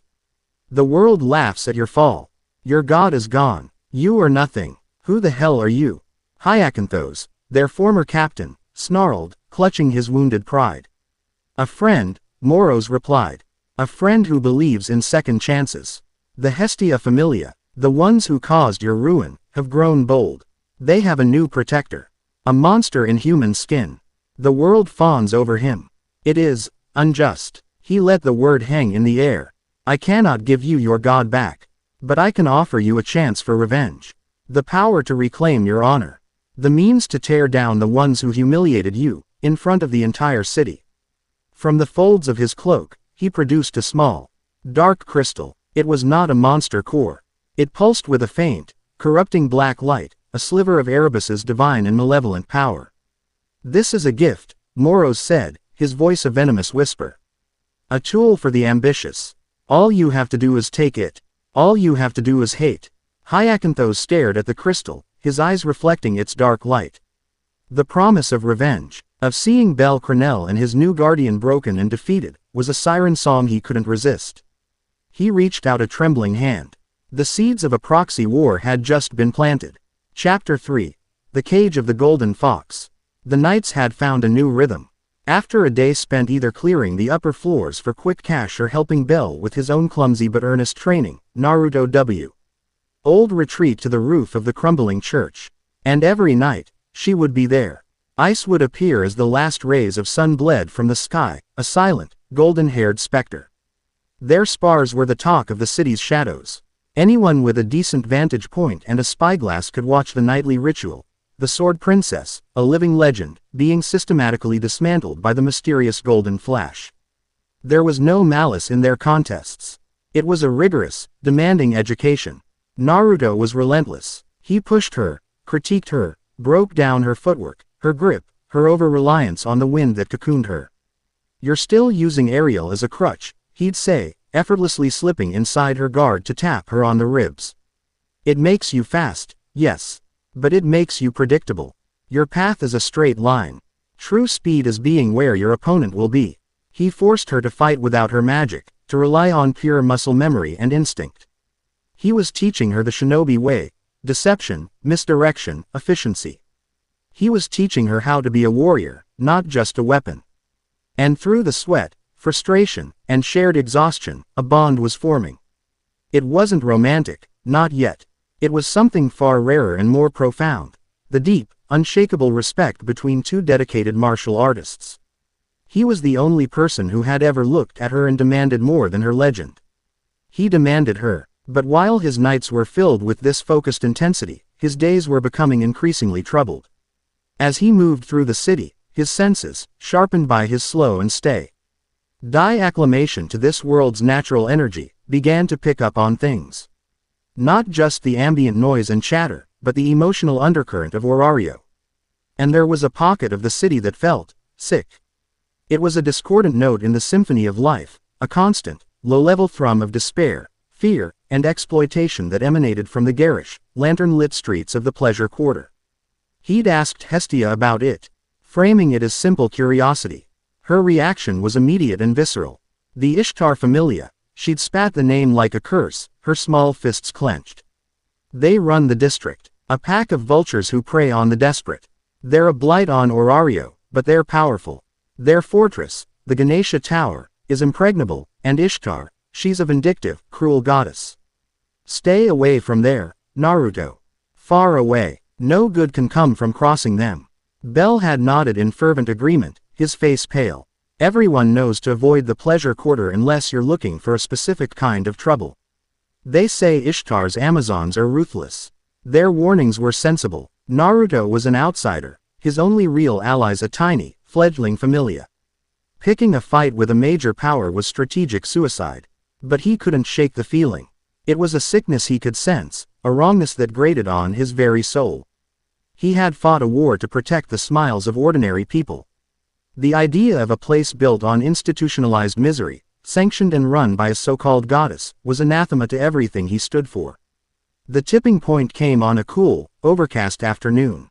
He was using a crude, meditative version of Sage Mode. Not the full transformation, but a state of deep sensory awareness, trying to map the flow of this world's natural energy. It was a way to feel the life of the city. He felt the nervous excitement of adventurers heading into the dungeon, the tired contentment of smiths finishing their work, the boisterous energy of the markets. And then he felt her. It was a flicker of emotion, so pure and so potent it cut through the background noise like a shard of glass. It wasn't loud. It was a quiet, suffocating wave of utter despair, of a spirit so broken it had forgotten how to even hope. It was followed by a spike of stark, animal terror, then resignation, then a crushing, hollow emptiness. It was a soul being actively consumed. The feeling was so powerful, so raw, that Naruto gasped. His eyes snapping open, the sensory impression had come with a faint, visual echo, a flash of luxurious silks, the glint of golden bells, and the terrified, luminous eyes of a fox-eared girl. The image was gone in an instant, but the feeling lingered, a cold poison in his gut. He knew, with an absolute certainty that defied logic, that she was the source of the sickness he felt from the Pleasure Quarter. He stood up. The decision was not made with conscious thought. It was an instinct, a fundamental aspect of his being rising to the surface. It was the same instinct that had driven him to shield Sasuke from Haku's needles, to stand against pain in the ruins of his village, to face down a literal goddess of destruction. A person was suffering. He had the power to stop it. The equation was that simple. The political fallout, the strategic risks, they were irrelevant noise. He walked back into the church. Hestia and Bell were at the small table, trying to make sense of their meager budget. "I'm going out," Naruto said. His voice was calm, but there was a new, chilling edge to it, a finality that made them both look up. To the dungeon? Bell asked. No, Naruto said, his blue eyes hard as diamonds. He was already checking the pouch on his hip, counting his kunai by feel. I'm going to the pleasure quarter. Hestia shot to her feet, her face aghast. Naruto. No, I told you, you can't just. There's a girl there. He cut her off, his voice quiet but unyielding. They're killing her, slowly. They're using her, breaking her spirit, treating her like a thing. I can feel it. He looked at Hestia, and she saw the ghost of a battlefield commander in his eyes, a man who had made life and death decisions for thousands. I'm not asking for permission. I'm not asking for help. I'm telling you so you're not caught by surprise. Stay here. Bar the door. No matter what you hear, don't come out. Naruto, you can't fight a whole familia. Bell pleaded, his voice trembling. It's suicide. Quote, it's not a fight, Naruto said, his gaze distant, his mind already mapping out a strategy. It's a rescue. He turned and walked out the door without another word, leaving them in a state of stunned, horrified silence. The air outside was cool, the sky gray and heavy with the promise of rain. It was a perfect night for shinobi work. The Ishtar Familia's fortress, a repurposed tower that stabbed at the sky like a gaudy, gilded dagger, was the heart of the pleasure quarter. It was surrounded by a maze of streets lit by red and gold lanterns, filled with music, drunken laughter, and the hawking of merchants selling fleeting pleasures. Naruto moved through the crowds, not as a whisper, but as a ghost. He wore a simple dark cloak, his hood pulled up, the real camouflage was his complete control over his presence. He folded his energy inward, becoming just another face in the throng, unremarkable and unseen. He didn't head for the front door. He circled the district, his sage-enhanced senses painting a detailed picture in his mind. He noted the guard patrols, their routes, their numbers. He felt the hidden watchers on the rooftops, the magical traps woven into the alleys. It was a formidable defense, designed to repel a small army. They would never see a one-man infiltration coming. His target was not the fortress itself. It was the chaos he would use to mask his entry. He found a secluded, dark alley several blocks away. He bit his thumb. Taju Kage Bunshin no Jutsu. In a rolling cloud of smoke that filled the entire alley, 200 Narutos puffed into existence. They were a silent, disciplined army, their eyes all glowing with the same focused intent. The original Naruto addressed them in a low, commanding tone. All right, you all know the mission. Alpha Team, you take the East Sector. Beta, the West. Gamma, Central, your job is not to engage. It is to create maximum chaos and confusion. Set off every trap you can find. Lead the patrols on a wild goose chase. Be seen, be loud, and be everywhere at once. Draw every eye away from the tower. The primary objective is the girl. Once I have her, we fall back. Go. The clones dispersed without a sound, melting into the shadows. A moment later, the pleasure quarter erupted. A magical alarm shrieked from a rooftop 3 streets over. A patrol of burly Amazonas warriors charged towards it, only for another alarm to go off behind them. A clone, grinning cheekily, waved from a balcony before vanishing in a puff of smoke, leading a squad of guards on a futile chase down a dead-end alley. A crate of cheap liquor was, accidentally, knocked over, blocking a major thoroughfare. Reports started pouring into the Ishtar Command Center of a blond man in a cloak being sighted in a dozen different places at once. The district's carefully maintained order shattered into panicked confusion. The guards were running in circles, chasing ghosts, while the district's security forces were consumed by the Phantom Army. The real Naruto flowed towards the tower. The chaos was the perfect cover. The elite guards stationed at the fortress were being called out to deal with the escalating pandemonium. The impenetrable fortress was being stripped of its defenders. He scaled the tower's outer wall with an ease that defied gravity, his chakra-clad feet and hands finding purchase on the smooth, polished stone. He moved upwards, a silent shadow against the gilded facade, the rising wind whipping at his cloak. He bypassed the ornate windows of the lower-floor brothels and guest rooms, heading for the upper levels. The private domain of Ishtar and her executives. His senses guided him, a homing beacon locked onto that faint, flickering pulse of despair. He found it behind a large, circular window near the tower's peak. The room was opulent, decadent, and empty. But the feeling was stronger here. He slipped the window open and slid inside, his feet making no sound on the plush carpet. A hidden door was concealed behind a heavy tapestry. The wave of misery was coming from beyond it. He pushed the door open. The room beyond was small, dark, and starkly bare in contrast to the rest of the tower. And there, chained to the wall by a single, slender golden manacle, was the girl from his vision. She was a Renard, a fox person, with soft amber fur, long, expressive ears, and a magnificent tail that was currently curled around her protectively. She was dressed in the fine, revealing silks of an odalisque, but they hung on her thin frame, looking more like a prisoner's garb than a courtesan's finery. Golden bells were woven into her hair and attached to her tail. Her name was Haruhime Sanjuno. At the sound of the door, she flinched, curling into herself, her eyes squeezed shut as if expecting a blow. "Please, not yet. I need more time to recover," she whispered, her voice a fragile, broken thing. Naruto's heart clenched. The raw, unfiltered pain rolling off her was a physical blow. He saw not a tool, not a prize, but a terrified child. He saw himself, alone in his apartment as a boy, shunned by a village that saw him as a monster. He stepped into the room, letting the door close quietly. He didn't speak. He simply knelt down a few feet away from her, so he was at her eye level. Slowly, hesitantly, she opened her eyes. They were a stunning shade of amethyst, and they were filled with a terror so profound it stole his breath. She saw his cloaked figure, the strange clothes beneath, the hard set of his jaw. She saw an intruder, an enemy. She began to tremble uncontrollably. Who are you?" she stammered, trying to press herself into the cold stone wall. Are you here to kill me?" Naruto's expression softened. The hard edges of the shinobi faded, replaced by the gentle, reassuring warmth he reserved for those who were hurting. "No," he said, his voice quiet and steady.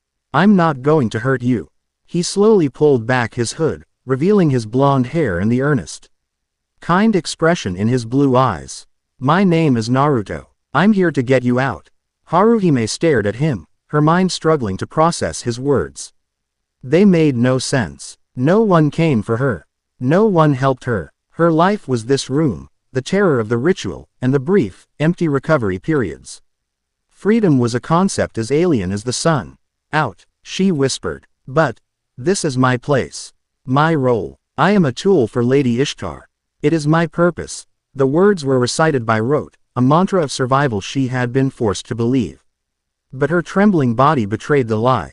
Anger, cold and sharp, flashed through Naruto. "That's a lie," he said, his voice firm but not harsh. "Someone told you that to control you. Your purpose is to be happy, to be free, to choose your own path." He held out a hand, palm up. A gesture of peace, an offering. "I'm here to help you do that. But you have to trust me." Tears began to well in her amethyst eyes. It was the first time in years anyone had spoken to her with such unvarnished kindness, without wanting something from her. The very idea was so overwhelming, so foreign, that her broken spirit didn't know how to accept it. Before she could answer, the main door to the opulent outer chamber burst open. "What is the meaning of this?" a voice boomed, dripping with fury and authority. Framed in the doorway stood Freya, a massive, toad-like woman and one of Ishtar's most brutal executives. Behind her were a dozen elite Amazoness guards, their weapons drawn. The chaos outside had been a ruse, and they had finally realized it was a diversion for a direct assault. "An intruder!" Freya shrieked, her eyes locking on Naruto. "He's after the item. Kill him. Don't let him get near the Renard." Naruto was on his feet in an instant, moving to stand between them and Haruhime. He was a protective wall. The time for stealth was over. "You're not touching her," he said, his voice dropping to a low, dangerous growl. The Amazoness warriors charged. They were fast, skilled, and ruthless, a whirlwind of blades and battle cries in the confined space. For them, it was like running into a brick wall. Naruto didn't even draw a kunai. His movements were a blur of orange and black. He caught the first sword by its flat, twisting it from the owner's grasp and using the hilt to knock her out with a precise blow to the temple. He ducked under a spear thrust. his hand shooting out to strike the wielder in the solar plexus, doubling her over, gasping for air. An axe swung for his head. He deflected it with his forearm, the chakra. Laced impact sending a shudder through the Amazoness's arms, and followed through with a sweeping kick that took her off her feet. It was over in 10 seconds. A dozen elite warriors lay groaning or unconscious on the floor. It had not been a fight. It had been a removal of obstacles. Freya stared, her jowled face a mask of disbelief and fury. From the corridor, another figure appeared, pushing past the downed guards. A woman of stunning, carnal beauty, with dark skin and silver hair. The goddess Ishtar, her eyes, burning with rage, fixed on Naruto. "You dare," she hissed, her divine aura flaring. A wave of lust and domination far more crass and aggressive than Freya's. "You dare to come into my home and try to steal my property." "She is not property," Naruto snarled back, the raw power in his own voice making the air crackle. For the first time since coming to this world, he let the full, untamed pressure of his own chakra, honed by a world war and tinged with the faint, wild echo of a tailed beast, fill the room. The oppressive divine aura of Ishtar sputtered and recoiled as if struck. Ishtar staggered back, her eyes wide with shock. This mortal spirit, it wasn't just resisting her, it was pushing back. A roaring inferno of will that dwarfed her own divine pressure. "I'm taking her with me," Naruto declared, his gaze locking with Ishtar's. "If you want to try and stop me, feel free." It was a challenge. A god against a man. Ishtar's rage overrode her shock. "You will not leave this tower alive," she shrieked. She raised her hand, a sphere of dark, destructive magic forming in her palm. Naruto moved. He blurred past Freya, who was too stunned to react, and appeared before Ishtar. His hand shot out, not to attack her, but to grab the front of her lavish gown. He pulled her forward, using her as a human shield as he backed towards the small room where Haruhime was still chained. "Lady Ishtar," Freya screamed, unsure of what to do. "Let's go," Naruto said to Haruhime, his voice urgent but still gentle. He didn't wait for an answer. With his free hand, he slammed his chakra-infused palm against the wall next to her. The stone and the manacle's anchor point shattered, freeing her. He scooped her up in one arm, her slight frame barely a weight. "Hold on tight," he whispered. He was still holding Ishtar, a divine shield against any attacks from her followers. He dragged her with him as he ran towards the large, circular window he'd entered through. "You think you can escape?" Ishtar snarled, struggling in his grip. "I don't think," Naruto said, his eyes on the window. "I know." He didn't slow down. With Haruhime held securely in one arm and the goddess of the quarter in the other, he leapt. He crashed through the enchanted window in an explosion of glass and splintered gold. For a terrifying moment, they were airborne, dozens of stories above the lantern-lit streets. Haruhime screamed, burying her face in his shoulder. Ishtar's eyes went wide with genuine panic. Naruto released the goddess, giving her a firm shove back towards the tower. "Have a nice night," he called out. Ishtar tumbled back through the broken window, landing in a heap inside her own room. Then, he and Haruhime were falling. The wind roared in his ears. The city lights spun below them. Haruhime clung to him, her eyes squeezed shut, bracing for the impact that would end her life. It never came. Naruto twisted in midair, landing with a soft thud on the tiled roof of a shorter, adjacent building. He landed like a cat, absorbing the kinetic energy of the fall with his legs, not even stumbling. He didn't pause. He leapt from that roof to the next, a silent, cloaked figure carrying a precious, trembling burden, melting into the night. The chaos his clones had created was already dying down. Their job done. By the time the Ishtar Familia's forces had fully regrouped and realized what had happened, he was gone. The golden flash had struck the heart of the pleasure quarter, defied a goddess, and vanished with her most valuable treasure, leaving behind only a ruined room, a shattered window, and a dozen unconscious guards. He arrived back at the church as the first drops of rain began to fall. The door was barred, just as he'd instructed. He knocked, a soft, specific pattern. The bar was lifted and the door creaked open. Bell stood there, his face pale with anxiety. He saw Naruto, then the trembling girl in his arms, and his eyes went wide. Naruto stepped inside, Hestia rushing forward. He gently set Haruhime down. Her legs were shaky, and she looked around the simple, bare room of the church as if it were a king's palace. She was free. The concept was still too large for her to grasp. Naruto, you're all right, Hestia breathed, a wave of relief washing over her. Then her eyes fell on the dazed Renard girl. Is this her? Naruto nodded, pulling off his cloak. Her name is Haruhime. He knelt down in front of the girl again. She was still trembling, looking from Naruto to Hestia to Bell, her fox ears twitching nervously. You're safe now, Naruto said softly. He reached out, not to touch her, but to gently unclasp the golden manacle that still hung from her wrist. It fell to the stone floor with a soft clink. The last symbol of her bondage, broken. No one is going to hurt you here. I promise. Haruhime looked at her freed wrist. She looked at the concern on Bell's face. The fierce, protective glint in Hestia's eyes, and the unwavering, kind strength in Naruto's. The dam of years of abuse, of forced resignation and utter despair, finally broke. A choked sob escaped her lips.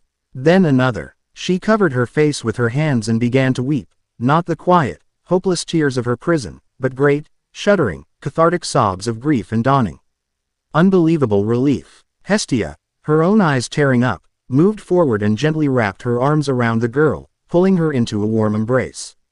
Bell hovered nearby, looking lost but deeply moved. Naruto stood back and watched them. He had declared war on a major familia. He had openly defied a goddess and stolen from her. The consequences would be severe. Ishtar's reprisal would be swift and brutal. But as he looked at the weeping Renard girl, finally safe, finally free to feel something other than terror, he knew without a single shred of doubt that he would do it again in a heartbeat. He had made his choice. Let the storm come. He would face it. Unbeknownst to them, deep in the guild's central chamber, the situation was being assessed with grim gravity. Oranos, the eternally watchful head of the guild, gazed into a scrying pool that showed the aftermath of the chaos in the pleasure quarter. Fels, his skeletal, black-robed attendant, stood beside him. He acted, Fels said, his voice a dry rasp. Just as you predicted. He is a force of righteous conviction, Oranos murmured, his ancient eyes troubled. Such a force does not recognize politics or balance of power. It only recognizes right and wrong. He has rescued the Renard, but he has also kicked the hornet's nest. Ishtar has already sent a formal declaration to the guild, Fels reported. She is invoking the rules of the war game. Oranos' expression grew heavy. A war game. A formal, sanctioned battle between familias. But given the disparity in power, it wouldn't be a game. It would be an execution. Ishtar's forces have been seen receiving aid, Fels continued, his glowing red eye sockets dimming. From a third party. The divine energy signature is faint, corrupt. The same kind we sensed during the stampede on the 17th floor. Oranos looked up from the pool, his gaze piercing. So, the hidden hand reveals its strategy. It is not just arming Ishtar for revenge. It is using her as a pawn to test, and perhaps eliminate. The anomaly. To turn the city against him through a public, legal, execution. The pieces were moving on a board far larger than just Orario. Naruto's righteous act had not just saved a girl. It had sprung a trap set by a far more dangerous, far more patient enemy. And the Hestia Familia was standing right in the center of it. Chapter 3 End. Chapter 4. The Sword Princess's Choice. The declaration arrived the next morning. It wasn't delivered by a nervous guild messenger. It was nailed to the front door of the church with a gilded spear, a public and brutal statement of intent. The parchment was heavy, the calligraphy ornate, but the words were simple and cold. The Ishtar Familia, citing the theft of sacred property and a direct assault upon their goddess, formally challenged the Hestia Familia to a war game. Hestia read it, her face draining of all color. Bell, reading over her shoulder, felt a tremor of fear so profound it made his knees weak. Even Haruhime, who had spent the night in a fitful but safe sleep, understood the terrifying implication. She had not found freedom, she had brought ruin upon her saviors. A war game, Hestia whispered, her hands trembling as she held the parchment. She wants to destroy us. It was the talk of Orario before noon. The news spread through the city like a plague wind. The mighty Ishtar Familia, a powerhouse of the pleasure quarter, versus the Hestia Familia, A joke of a faction consisting of a single, low-level adventurer, a goddess drowning in debt, and now, 2 non-combatants. The outcome was a foregone conclusion. This wasn't a contest of equals, it was a public execution. Naruto stood by the window, watching the street. He could feel the eyes on their small church. The curious glances of passers-by, the hushed whispers. The pity, the morbid anticipation. He had known Ishtar would retaliate. He had not expected it to be so formal, so political. "What is a war game, exactly?" he asked, his voice calm amidst the rising panic in the room. Hestia looked at him, her eyes wide with desperation. "It's a sanctioned battle, overseen by the guild. The terms are set by the challenger and can be almost anything. The winner takes spoils from the loser. Familia members, property, wealth, anything. She's not just going to beat us, Naruto. She's going to take everything. She'll take Belle's freedom. She'll take Haruhime back, and she'll take you." The unsaid threat hung heavy in the air. Ishtar didn't want him dead. She wanted him as a prize, a possession to be broken and displayed. The thought sent a cold fury through him. "So, what are the terms?" Naruto asked, his focus narrowing. This was a battlefield, just a different kind. It had rules. Rules could be bent. They could be broken. The guild just sent them. Bell said, his voice shaky as he read from a second, less dramatic missive. "It's a fortress siege. We are the defenders. A makeshift castle will be erected in the central arena. If we can protect our king for 1 hour, we win. If they capture our king, we lose." "Who's the king?" Naruto asked. "Me," Bell squeaked, looking like he was about to be sick. Naruto's expression hardened. It was a cruel, brilliant setup. They were forced to hide their weakest member, the one least capable of defending himself, while a vastly superior force tore through their defenses. "And our forces?" Hestia let out a hollow, humorless laugh. "Us, Naruto. Our army, as you. Ishtar is fielding her entire familia. Over 100 elite Amazonas warriors, led by Freya and her other executives. We can ask for allies. But, who would side with us against Ishtar? We'd be asking them to commit political suicide." Haruhime, who had been silent, began to tremble. "This is my fault," she whispered, tears welling in her amethyst eyes. "I have brought this upon you. I should go back." Naruto crossed the room in 2 strides and knelt before her. He gently took her hands, his grip firm and reassuring. "Don't you dare say that," he said, his voice low but fierce. "This is not your fault. This is her fault. This is the fault of a corrupt system that lets people like her treat others like objects. We do not run. We do not surrender. We fight." He looked at Hestia, then at Bell. He saw the terror in their eyes, but beneath it, a tiny, flickering ember of defiance. He fanned it with his will. "She thinks she has us trapped," Naruto said, a slow, dangerous grin spreading across his face. "She thinks this is a foregone conclusion. She's about to learn a very important lesson. Never, ever underestimate a shinobi from the village hidden in the leaves." His confidence was so absolute, so infectious, that it physically pushed back the despair in the room. Hestia straightened her back. Bell clenched his fists, his fear warring with his admiration for the man before him. "What do we do?" Hestia asked, her voice stronger. "First," Naruto said, standing up, "we go shopping." The preparations were a whirlwind of activity. Naruto, using the last of the funds he'd accumulated, didn't buy swords or armor. He bought ropes, dozens of smoke bombs from a shady dealer in Daedalus Street, caltrops, oil, scrolls, ink, and a huge number of cheap, blank masks. Hestia and Bell watched, bewildered, as he converted their small church into a workshop. He spent the next 2 days in a blur of motion. He taught Bell how to lay simple tripwire traps. He had Hestia preparing dozens of rudimentary flashbangs using enchanted paper and light-storing crystals. He, meanwhile, was creating an arsenal. Explosive tags, written with chakra-infused ink. Dummy clones made of straw and old clothes. He was turning the arena into his own personal kill zone. He also sought allies, not from powerful familias, but from the forgotten corners of the city. He approached the remnants of the Miyake and Takemikazuki familias, small, struggling groups that Hestia had friendly relations with. He didn't ask them to fight. He offered them a deal. I need a distraction, he told them, meeting them in a quiet tavern. When the battle starts, I need you to perform feats of magic and skill on the opposite side of the arena. Nothing that breaks the rules, just flashy displays. Draw the crowd's attention. I'll pay you well. They were hesitant, but the valise he offered was substantial, and the task was low risk. They agreed. The night before the war game, Ice found him on the roof. The air was tense, the city holding its breath. You're going to lose, she said. It wasn't a taunt, it was a statement of fact. Delivered with a heavy heart. Finn has run the simulations. 100 of them. Even with your abilities, the numbers are too great. They will overwhelm you. Simulations don't account for the human element. Naruto replied, not taking his eyes off the distant arena, now glowing with magical construction lights. This is foolish, she pressed, her voice tight with a frustration he hadn't heard before. It was concern. This isn't a spar. This is a slaughter. Ishtar is being backed by someone.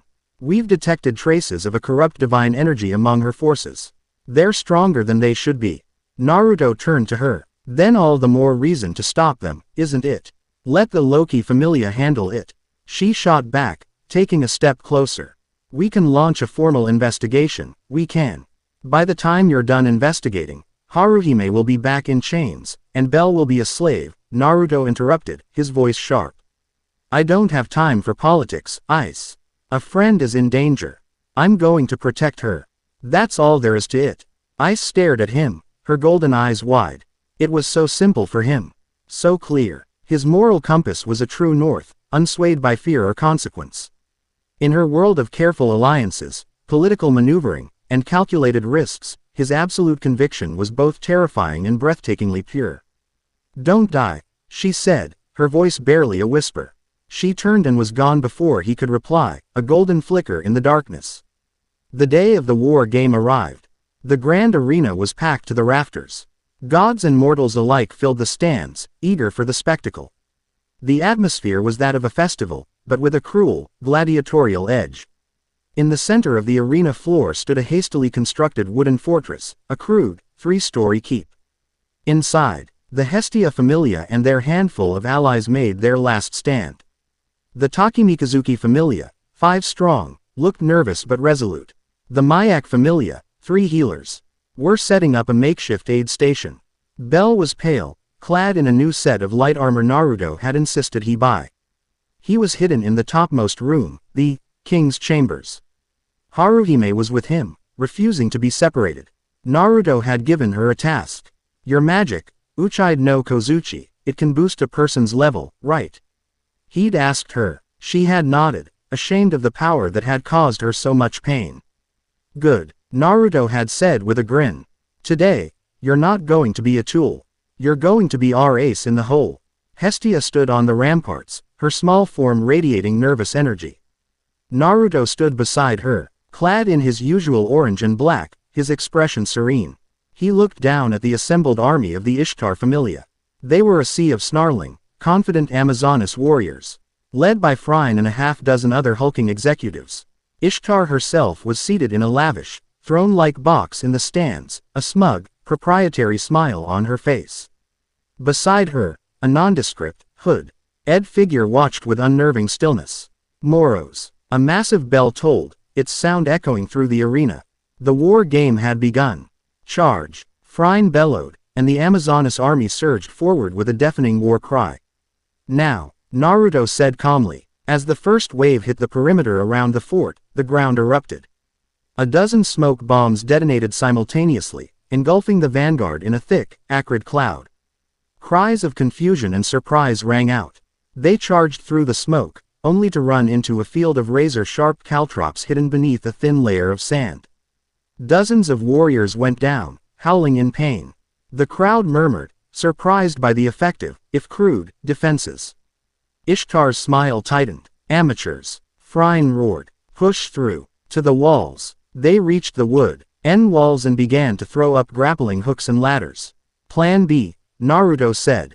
Hestia and the Takemikazuki Familia members lit torches and threw them over the walls. They landed in trenches Naruto had dug, filled with the oil he had bought.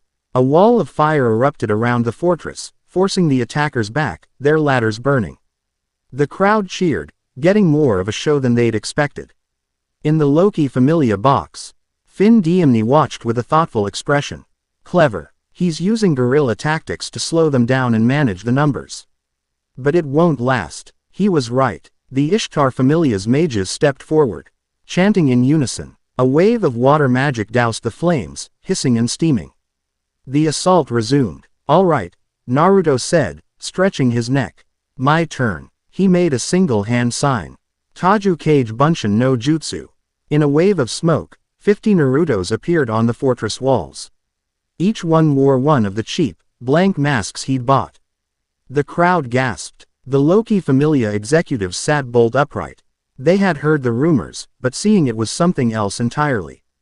Go! The original Naruto roared. The masked clones leapt from the walls, a wave of Oran Ge and white that crashed into the Ishtar Familia army. The battle dissolved into utter chaos.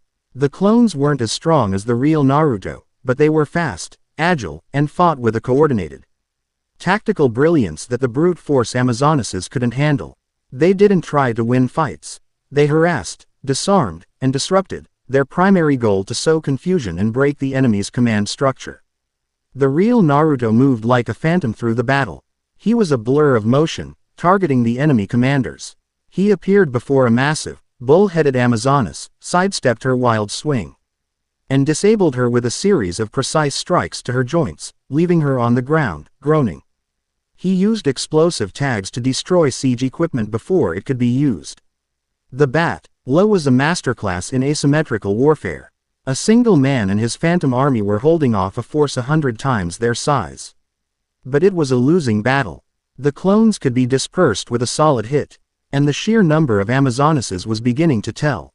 A group of them, their bodies glowing with a faint, dark energy, Erebus's gift, broke through the main line, their strength and resilience unnaturally high.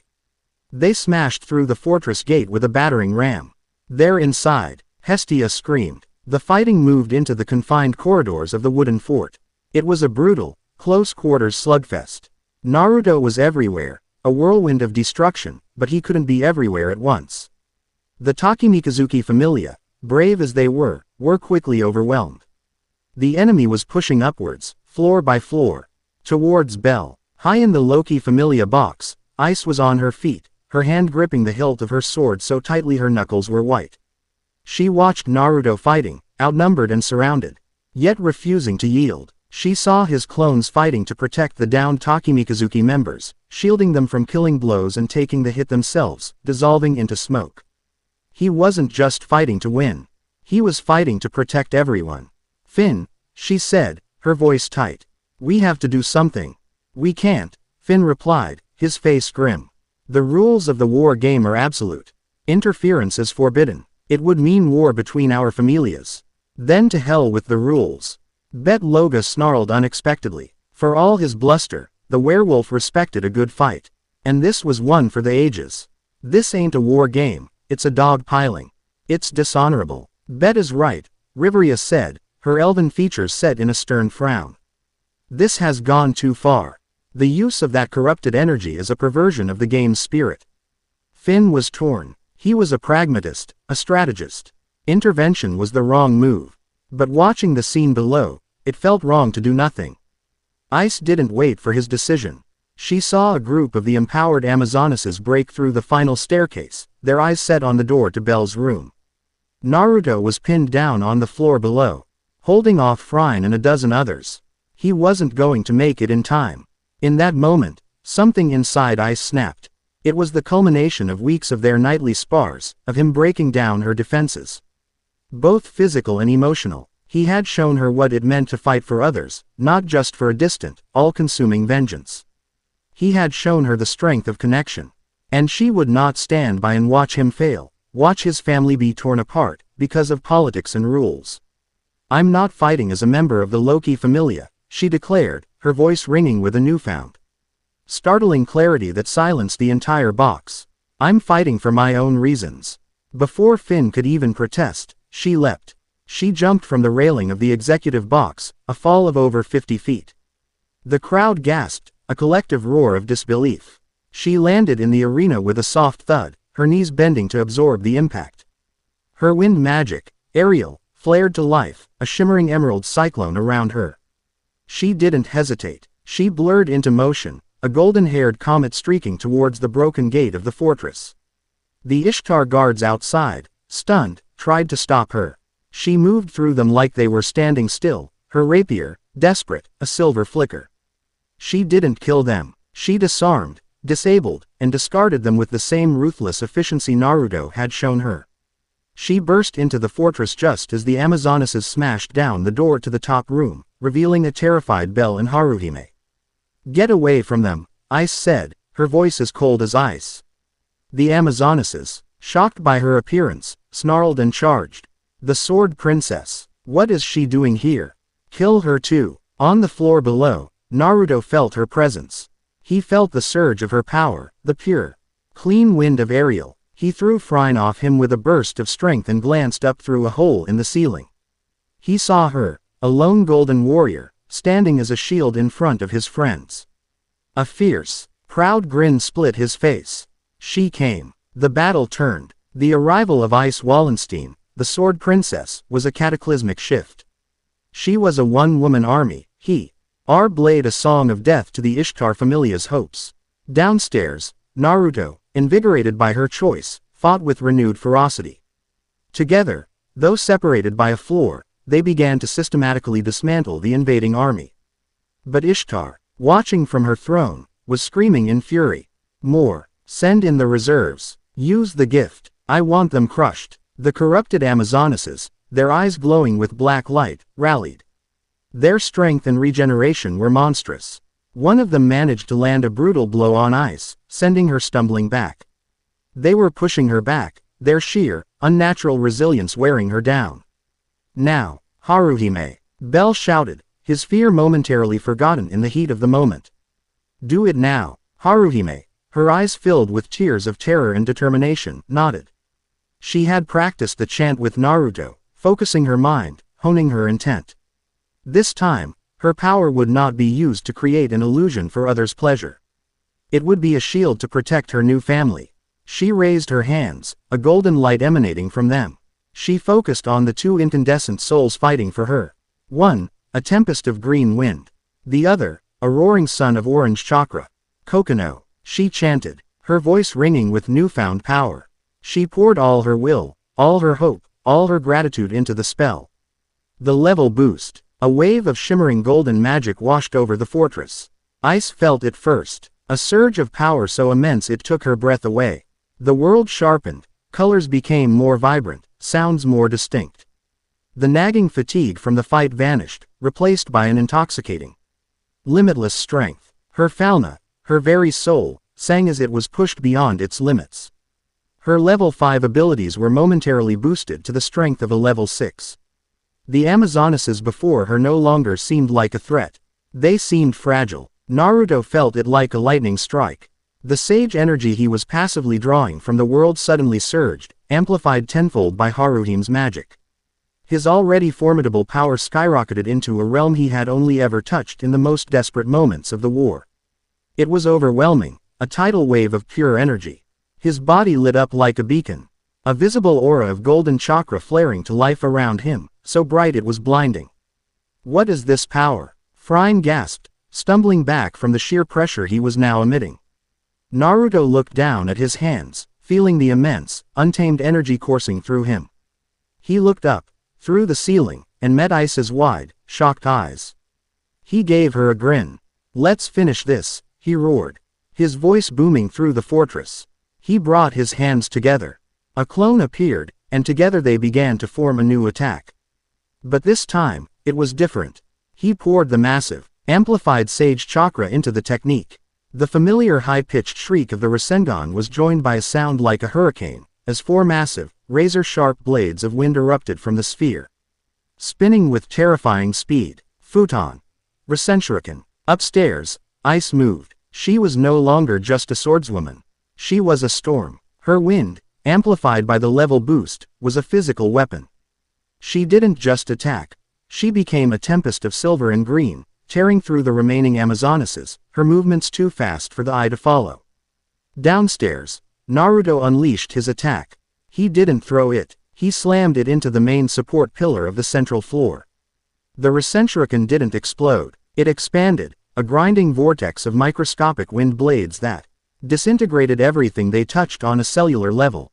The pillar, the floor, and the dozen Amazonesses nearest to him, including Freya, were caught in the expanding sphere. Their armor, their weapons, their very bodies dissolved into dust. The attack cored a massive, clean hole through the center of the fortress, venting out into the open sky above. The sound it made was an ear-splitting, soul-shaking shriek that silenced the entire arena. When it faded, there was nothing left but a gaping void in the middle of the keep and a stunned silence. The remaining Ishtar Familia members, their morale utterly shattered, dropped their weapons and surrendered.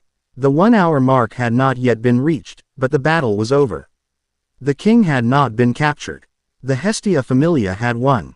A stun. Dead silence hung over the arena for a long moment, before it erupted into a deafening roar. The crowd was on its feet, screaming, cheering, unable to comprehend what they had just witnessed. The tiny Hestia Familia, against all odds, had defeated a giant. In the Ishtar box, the goddess was pale with shock and fury. The hooded figure beside her, Moros, simply faded back into the shadows, his mission a partial success. The anomaly had been tested. The results were alarming. He had much to report to his master. As the dust settled, Ice stood panting on the upper floor, the level boost fading, leaving her exhausted but exhilarated. She looked down through the massive hole Naruto had created. He stood in the center of the devastation, his own golden aura receding, leaving him looking tired but triumphant. Their eyes met across the distance, and a new understanding passed between them. They were no longer just a master and student, or rivals. They were comrades, partners. Ice walked to the edge of the hole. She was still trying to process her own actions, the choice she had made. Defying her familia, her captain, it was unthinkable. But as she looked at Naruto, at the grateful, safe faces of Bell and Haruhime, she felt no regret. It felt right, more right than anything she had ever done in her life. You were reckless, she called down to him, but there was no heat in her words. A small, unbidden smile touched her lips. Naruto grinned back up at her, a tired but brilliant smile. So were you. Their shared moment was broken by the arrival of the guild referees, and then, the Loki Familia executives, who had stormed the field the moment the match was declared over. Finn looked at Ice, his expression a complex mixture of anger, exasperation, and grudging respect. A public scolding was coming. A political nightmare was just beginning. But for now, they had won. Naruto, the anomaly, had not just survived the trap, he had turned it into his stage, and in doing so, had bound a lonely sword princess to his side. Not by force or charm, but by the sheer, undeniable power of his will. Chapter 4 End. Chapter 5. Echoes in the Deeps. The aftermath of the war game was a political firestorm. Orario was in an uproar. The impossible victory of the Hestia Familia was on everyone's lips, but the bigger news was the unprecedented intervention of Ice Wallenstein. The Loki Familia was forced into damage control. Finn Diemny working tirelessly behind the scenes to smooth the ruffled feathers of the guild and other major familias, framing Ice's actions as a righteous move against a faction that had clearly broken the unspoken rules of divinity. The corrupt divine energy that Ice had reported became the official justification. It was a convenient truth. Ishtar, stripped of her familia and resources as per the terms of her loss, was unceremoniously sent back to heaven by the guild, a quiet, tidy execution to close the book on her transgressions. The real source of that power, however, remained a chilling mystery. For Naruto, the victory was both a blessing and a curse. He was no longer just the Golden Flash, he was a bona fide hero, the architect of the city's greatest upset. But fame was a cage he had no interest in. He spent the days following the war game holed up in the now repaired church, deflecting would-be recruits and fawning admirers, his focus entirely on his small, unconventional family. Haruhime was blossoming. Freed from her cage and the terror of her purpose, she was slowly discovering what it meant to be a person. She helped around the church. Her natural grace and quiet diligence a calming presence. She was still shy, still haunted by her past, but under the gentle encouragement of Hestia and the unwavering, protective belief Naruto had in her, she was starting to smile. A true, genuine smile. Bell, for his part, was training with a fervor he'd never known. Witnessing the battle, seeing Naruto and Ice fight, had ignited a fire in him. He no longer just wanted to be strong, he understood why he needed to be. Naruto took him on as a student in earnest, drilling him in fundamentals, pushing his body to its limits. Ice, surprisingly, faced few repercussions. Finn had given her a stern, private lecture, but there was a grudging respect in his eyes. She had made a choice, a risky and illogical one, but it had proven to be the right one. Her relationship with Naruto, however, had fundamentally changed. Their nightly spars continued, but they were different now. The tension of the student-teacher dynamic had eased, replaced by the comfortable, easy camaraderie of partners. They fought, they talked, and for the first time, Ice found herself speaking of things other than fighting. Small things, about her day, about the strange customs of the city, about the taste of the jagged potato snacks she secretly loved. He, in turn, would tell her sanitized stories of his old village, of prank-filled academy days and cherished friends, painting a picture of a home she could barely imagine. It was during one of these quiet, post-spar cooldowns on the roof that Naruto brought up the darkness that still nagged at him. The energy that powered up those Amazonesses. He said, staring out at the white spire of Babel. I've felt it before. In the dungeon. That monster stampede we ran into. They had the same tainted feel to them. Ice nodded, her expression growing serious. Our mages confirmed it. Riveria said it felt like a god's power, but twisted. Rotten. Like something trying to wear a divine mask. Someone is experimenting in the dungeon, Naruto concluded. His eyes narrowing. Using the monsters as a testing ground. Ishtar was just another experiment. They're probing, testing Orario's defenses. And they're using the dungeon to do it. The thought was chilling. The dungeon was a natural force, a living, breathing entity. The idea of an outside power trying to corrupt it, to turn it into a weapon, was a threat on a scale far greater than a petty familia squabble. I need to see it for myself, Naruto said, his decision made. I need to go deep. Deeper than I've been before. I need to find the source of this corruption. You're not going alone, Ice stated immediately. There was no room for argument in her voice. This involves my familia too. We'll organize a formal expedition. No, Naruto countered. A large expedition is too slow, too loud. It would scare off whoever is doing this. A small, fast team is better. A surgical strike. He looked at her, a silent question in his eyes. He trusted her judgment, her skill, more than anyone else in this world. Ice met his gaze and understood. Just you and me. And a few others we can trust, he amended. Your Palom captain seems sharp. And the elf mage, Riveria. We'll need her expertise. From my side, Bell is getting stronger, but he's not ready for the lower floors. Hestia needs someone to watch her back. A fond smile touched his lips. I'll ask the blacksmith to come. Welf, Ice asked, surprised. Welf Krazo, a talented smith formerly of the Hephaestus familia, had recently joined Hestia's growing group, drawn by the promise of forging foe. A true hero and the freedom to refuse to make magic swords. He's a level 2, a good fighter, and his anti-magic equipment could be useful, Naruto reasoned. More importantly, I trust him. And so, a plan was formed. It was a joint expedition, but an unofficial one. A small, elite team composed of Naruto, Ice, Welf Krazo, and, after a tense but ultimately successful negotiation by Ice, the Loki familia's core brain trust, Finn, Riveria, and Gareth. The taciturn dwarf had insisted on coming, gruffly stating that he wasn't about to let the pipsqueak and the princess have all the fun. Their stated goal was a resource-gathering mission to the 37th floor. Their real goal was to hunt a ghost. The descent was swift and brutal. The team moved with a professional efficiency that was a thing of beauty. Finn's tactical genius, Gareth's unbreachable defense, and Riveria's overwhelming magical firepower, combined with Naruto's unpredictable shinobi tactics and Ice's lightning-fast strikes, made for a nigh unstoppable force. They bypassed the known safe zones, pushing through the floors at a relentless pace.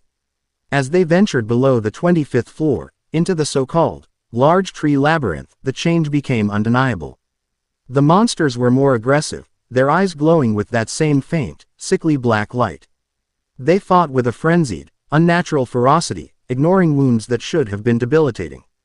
"This is wrong," Riveria murmured, examining the corpse of a dragon-type monster they had just dispatched. Its magic stone was dissolving, but a wisp of black, viscous smoke curled from the wound before evaporating. The dungeon's ecology is being poisoned. It's like a disease, spreading from the bottom up. Naruto knelt, placing a hand on the stone floor. He closed his eyes, extending his senses, trying to feel the natural energy of the dungeon itself. It was faint this deep, but it was there. And it felt pained. A deep, subterranean groan of a living system under assault. And beneath it all, he could feel a single, thread-like source of the corruption, originating from far, far below. "It's coming from deeper," he announced, standing up. "It's faint, but it's a clear trail. We need to keep moving." They pushed on, their pace quickening, a sense of grim urgency settling over the party. They fought their way down to the 37th floor, a treacherous landscape of crystalline forests and razor-sharp flora. It was here that the dungeon seemed to fight back. The floor itself began to shift. The crystal trees rearranged themselves, forming a maze that changed every few minutes. The air grew thick with a fine, glittering dust that interfered with Riveria's detection spells. "They know we're here," Finn said, his thumb pressed to his lips in concentration. "We're being herded." Suddenly, the ground beneath Naruto and Ice gave way. It wasn't a natural cave-in.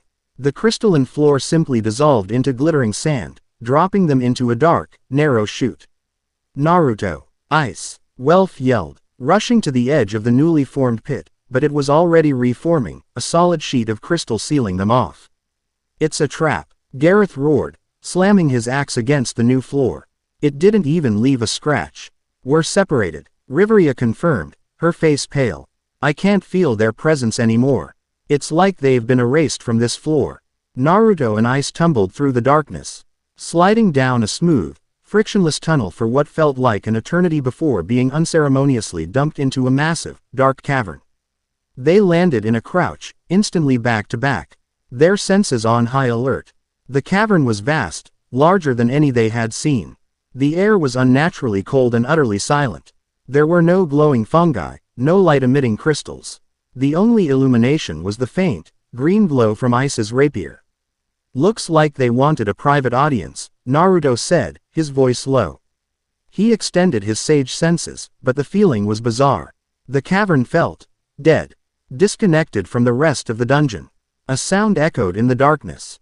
Not a monster's roar, but a low, guttural chittering, like a million insects skittering over stone. It came from all around them. Then, he saw it. In the far corner of the cavern, a shadow began to coalesce. It rose from the floor, a churning vortex of pure darkness, impossibly black against the gloom. It took shape, a form dredged from the depths of a shared, primal nightmare. Ice gasped, her breath catching in her throat. Her knuckles went white on the hilt of her sword. Her body began to tremble, not from the cold, but from a deep, soul-crushing terror. The shadow took the form of a dragon. A colossal beast, its scales the color of obsidian, its form wreathed in black lightning. And from its massive, reptilian head stared a single, malevolent, glowing red eye. The one-eyed black dragon. It wasn't real. Naruto knew it wasn't real. His sage senses told him there was no life force, no substance to it. It was a phantom, an illusion constructed from pure, malevolent energy. But for Ice, it was the most real thing in the world. Her mind shattered. She was no longer Ice Wallenstein, the sword princess of the Loki familia. She was a 9-year-old girl again, standing in the ruins of a city, watching this very same monster devour her parents, her friends, everyone she had ever known. The roars of the dying, the smell of burning flesh, the overwhelming, absolute despair, it all came rushing back, a tidal wave of trauma that drowned her. Her knees buckled, desperate fell from her numb fingers, clattering to the stone floor. She wrapped her arms around herself, her body racked with silent, terrified sobs. She was paralyzed, trapped in the prison of her own worst memory. "Ice!" Naruto shouted, but his voice didn't reach her. She was gone, lost in the past. The phantom dragon let out a roar, a soundless, psychic scream that vibrated in the soul. It was a roar of pure despair, amplifying the terror in Ice's heart. Feeding on it. This was the trap. It wasn't meant to kill them with brute force. It was a psychological weapon, tailor-made for Ice. Erebus, through his agent, had delved into her soul and plucked out her deepest horror to use against her. Naruto's anger flared, hot and protective. He created a dozen clones, which immediately charged the phantom. They passed right through it, the dark energy barely wavering. Physical attacks were useless. Think, Naruto, think. It's an illusion, a genjutsu. But it's feeding on her fear. If I can't break her out of it, her own terror will kill her. He knelt beside her, putting a hand on her trembling shoulder. Ice, listen to me. It's not real. It's a trick. She didn't respond. Her eyes were unfocused, seeing a horror only she could see. Naruto gritted his teeth. He couldn't just fight this thing for her. That wouldn't solve the problem. The phantasm was a manifestation of her trauma. As long as she was afraid, it would exist. She had to be the one to face it. But she couldn't do it alone. He made a decision. He pulled her close, wrapping one arm around her trembling shoulders, holding her steady. With his other hand, he took her hand, the one that had dropped her sword, and pressed his fingers against her palm. He began to pour his own chakra into her. Not the overwhelming, raw power of his sage mode, but a gentle, steady, warm stream of his own life energy. It was a technique taught for calming rampaging beasts, for sharing thoughts and feelings. A spiritual connection. I'm here, Ice, he whispered, his voice a low, steady anchor in the storm of her terror. He closed his eyes, focusing his will, pushing his own memories, his own feelings, through their connection. I'm with you. You're not alone. Not this time. Through the chakra link, she felt it. She felt his unwavering calm, his fierce protectiveness. She felt his own memories, flashes of his own past horrors, the loneliness of his childhood, the pain of losing his master.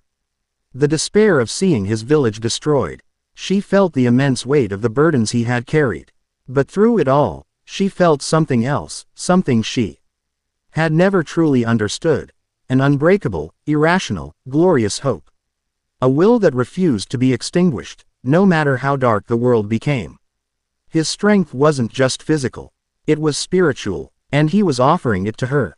It's just a shadow, Ice, his voice echoed in her mind, no longer a distant sound but an internal presence. It has no power but what you give it. It feeds on your fear. So don't be afraid. I can't, she sobbed, the words forming in her thoughts. It killed them. It killed everyone. I know, he sent back, his mental voice full of a deep, resonant empathy. I've lost people too. My master, my parents, my friends. I know what it's like to see them die in front of you. But hiding from the memory doesn't honor them. It lets the darkness win. You have to stand up. You have to fight, not for revenge, but for them, for the life they wanted you to live. He squeezed her hand. You're not that little girl anymore. You're the sword princess. You're one of the strongest people I've ever met. But you've been fighting this battle by yourself for too long. Let me help you. Let's face this thing together. His words, his feelings, his unwavering belief in her, be gone to cut through the fog of her trauma. The phantom dragon roared again, trying to reclaim her, but its power was weakening as her fear began to subside, replaced by a new, unfamiliar warmth. Slowly, shakily, she tightened her grip on his hand. Together, she whispered, the word a fragile promise. Together, he affirmed. He helped her to her feet. She was still trembling, but her eyes were clearer now. The paralyzing terror replaced by a dawning, steely resolve. She looked at the phantom dragon, at the embodiment of her life's singular nightmare. It was still terrifying, but with Naruto's hand in hers, with his strength flowing into her, it was no longer insurmountable.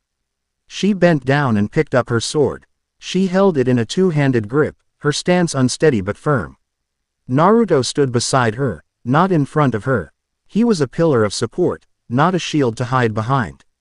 Its power is despair, Naruto said, his sage senses analyzing the phantasm. The opposite of that is hope. Willpower. The drive to live. He looked at her, a fierce grin on his face. So let's show it what we're made of. He began to gather his own chakra, a brilliant Rasengan forming in his free hand, a biak. On of golden light in the crushing darkness. Ice mirrored him, pouring her own will into her blade. Her aerial, which had always been a silent, invisible wind, began to change. Infused with her newfound resolve and a spark of the hope Naruto had given her, it became visible, a storm of brilliant, emerald light coalescing around her sword. On my mark, Naruto said. They charged, not as two separate warriors, but as a single unit. Their wills and purposes aligned. The phantom dragon unleashed another psychic scream, a wave of pure terror designed to break them. But this time, it washed over them, deflected by the combined force of their conviction. Now, Naruto bellowed. He thrust his Rasengan forward. At the same instant, Ice lunged, her own blade, now a spear of incandescent green light, aimed directly at the monster's single hateful eye. Their attacks hit simultaneously. Naruto's Rasengan, a vortex of life and will, slammed into the dragon's chest. Ice's sword, a testament to a spirit reforged, pierced its eye. There was no explosion. There was only light, a blinding, cleansing surge of gold and green that erupted from the inside out. The phantasm of darkness could not exist in the face of such brilliant, defiant hope. It wailed, a silent, pathetic shriek, and then dissolved, not into smoke, but into nothingness, utterly and completely erased. The cavern was plunged back into darkness and silence. The only light now the soft, fading glow from their attacks. Ice was panting, her body trembling with exhaustion and emotional catharsis.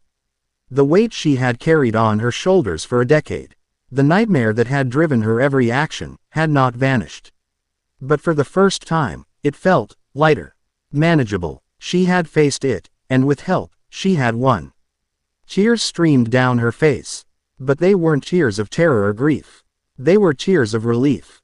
Of release. Naruto, his own energy spent, let out a long, weary breath. He was still holding her hand. He gave it a gentle squeeze. Before they could say anything, a slow, dry clapping echoed from the far side of the cavern. A figure stepped out of the shadows. He was skeletal, his bones bleached white, his eyes Akats holding glowing red points of light. He was dressed in the tattered black robes of a necromancer, and in one bony hand, he held a staff topped with a pulsating, dark crystal. It was the source of the cavern's deadened energy. Bravo, the figure said, his voice a dry, ancient rasp. Truly, a magnificent display. The power of bonds, it is even more potent than Urano's predicted. Naruto immediately moved to stand in front of Ice. His body tense. Who are you? My apologies for the theatrics, the skeleton said, giving a slight, creaky bow. My name is Fells, and I am an associate of the guild. The little illusion just now was a test. And a necessary evil. I needed to see if you two, together, had the spiritual strength to sever a conceptual curse. A test, Naruto growled, his anger returning. You put her through that, for a test. Ice Wallenstein's trauma is a weapon her enemies would not hesitate to use against her, as you saw, Fells stated calmly. Better she face it in a controlled environment, with an ally capable of pulling her through, than on a real battlefield where the consequences would be fatal. Now, she is stronger. Now, she is inoculated. The cold, ruthless logic was infuriating. But Naruto couldn't deny the truth in it. More importantly, Fells continued, gesturing with his staff, I have brought you here because you, Naruto Uzumaki, are the only one who can sense the true nature of our enemy. And I needed to confirm that your power could affect his. Fells tapped his staff on the ground. An image appeared in the air between them, a projection of dark energy. It was a man's face. Cold and imperious, his features seemingly carved from shadow, his eyes holding the chill of the void. This is our foe, Fells said. Erebus, a primordial deity, the god of inevitable fate. He believes the descent of the gods was a mistake, a corruption of the natural order. He seeks to correct it by force. He is the one poisoning the dungeon. He is the one who armed Ishtar. He sees you, an anomaly who wields power outside the Falna system, as the ultimate symptom of this cosmic disease. He wants to erase you. Naruto stared at the face, the source of all the chaos. It all clicked into place. He is moving towards his endgame, Fells rasped. He is trying to corrupt the very heart of the dungeon, to turn it into an engine for birthing monsters of catastrophic power. The Loki Familia and my master, Oranos, are working to stop him from the outside. But you can fight him from the inside. Your chakra, your sage mode, it is an energy of life, the pay. RFECT antithesis to his power of nihilistic fate. The crystal on Fels's staff pulsed, and a section of the far wall rumbled open, revealing a lit tunnel leading upwards. Your friends are waiting for you. I have explained the situation. Now you know the name of your enemy. The real war is about to begin, Naruto Uzumaki. And you are standing on the front line. With that, Fels tapped his staff Aga. And simply vanished in a swirl of black robes and dust, leaving them alone in the silent cavern, the weight of his revelations settling upon them. Naruto turned to Ice. She had wiped her tears, her expression was one of exhausted clarity. The terror was gone, replaced by a quiet, solid strength he had never seen in her before. She looked at him, her golden eyes full of a new, profound emotion. Gratitude, respect, and the dawning of something deeper. She stepped forward and, before he could react, wrapped her arms around him in a tight, fierce hug. She buried her face in his shoulder, her body still trembling slightly. Thank you, she whispered, her voice thick with emotion. Thank you, Naruto. He stood still for a moment, surprised, then relaxed and returned the embrace, his hand resting on the back of her head. They stood there for a long moment in the silent darkness, two warriors who had just faced down a nightmare together, their bond forged anew in the depths of the dungeon, forever changed. Chapter 5 End. Chapter 6. The Goddess's Golden Cage. Returning to the surface was a surreal experience. Finn, Riveria, and the others, having been briefed by the enigmatic Fels, looked at Naruto and Ice with a new, profound respect. The dynamic had shifted. They were no longer just a powerful anomaly and the Loki Familia's ace. They were now key players in a secret, desperate war against a primordial god. The weight of that knowledge settled over their small group, binding them in a pact of silence and shared purpose. The journey back was quiet, the usual post-expedition banter replaced by a somber focus. Ice walked closer to Naruto than she ever had before, a comfortable silence stretching between them. The horrors of the psychic trap had, paradoxically, exorcised many of her demons. The constant, grinding pressure of her past had eased, and in its place, a quiet, warm affection for the man who had walked into her darkness and stood with her was beginning to bloom. He looked at him not as a benchmark or a puzzle, but as a partner. Her partner. Life in Orario, however, refused to remain simple. While Naruto was focused on the looming threat of Erebus, another, immediate divine power had been watching, waiting, and plotting. Freya had observed everything. From her sanctum in Folkvanger, she had watched Naruto's assault on Ishtar's fortress. She had watched his impossible victory in the war game. She had watched him descend into the dungeon, and while she couldn't see what happened in Fels's sealed cavern, she had felt the brilliant, defiant flare of his and Ice's combined will. She had seen the way the Sword Princess looked at him now, the bond between them forged into something she couldn't easily break. And Freya had had enough. Her initial strategies had failed. Power had not swayed him. Her champion had been fought to a standstill. Seduction had been rebuffed. Her divine charm had slid off him like water off stone. Possession was the only path left, but he was infuriatingly, magnificently unpossessable. He was a wild, untamable soul, and her desire for him had festered from a captivating fascination into a maddening, all-consuming obsession.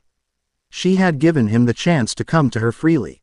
He had refused. She had tested his strength, hoping to see him break and seek her power. He had exceeded her wildest expectations. Now, she would resort to the one power she held that no mortal, no god, could easily defy.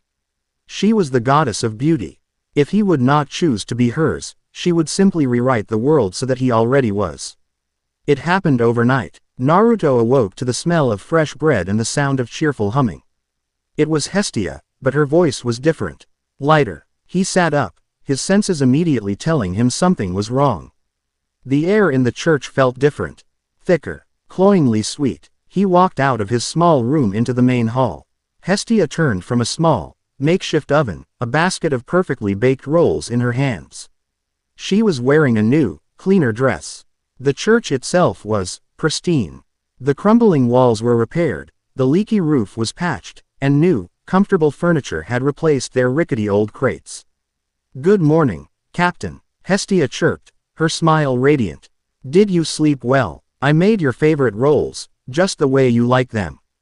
Captain. The word hit him like a physical blow. He stared at her, his mind racing. Hestia never called him that. She called him Naruto, or idiot, or moocher, depending on her mood.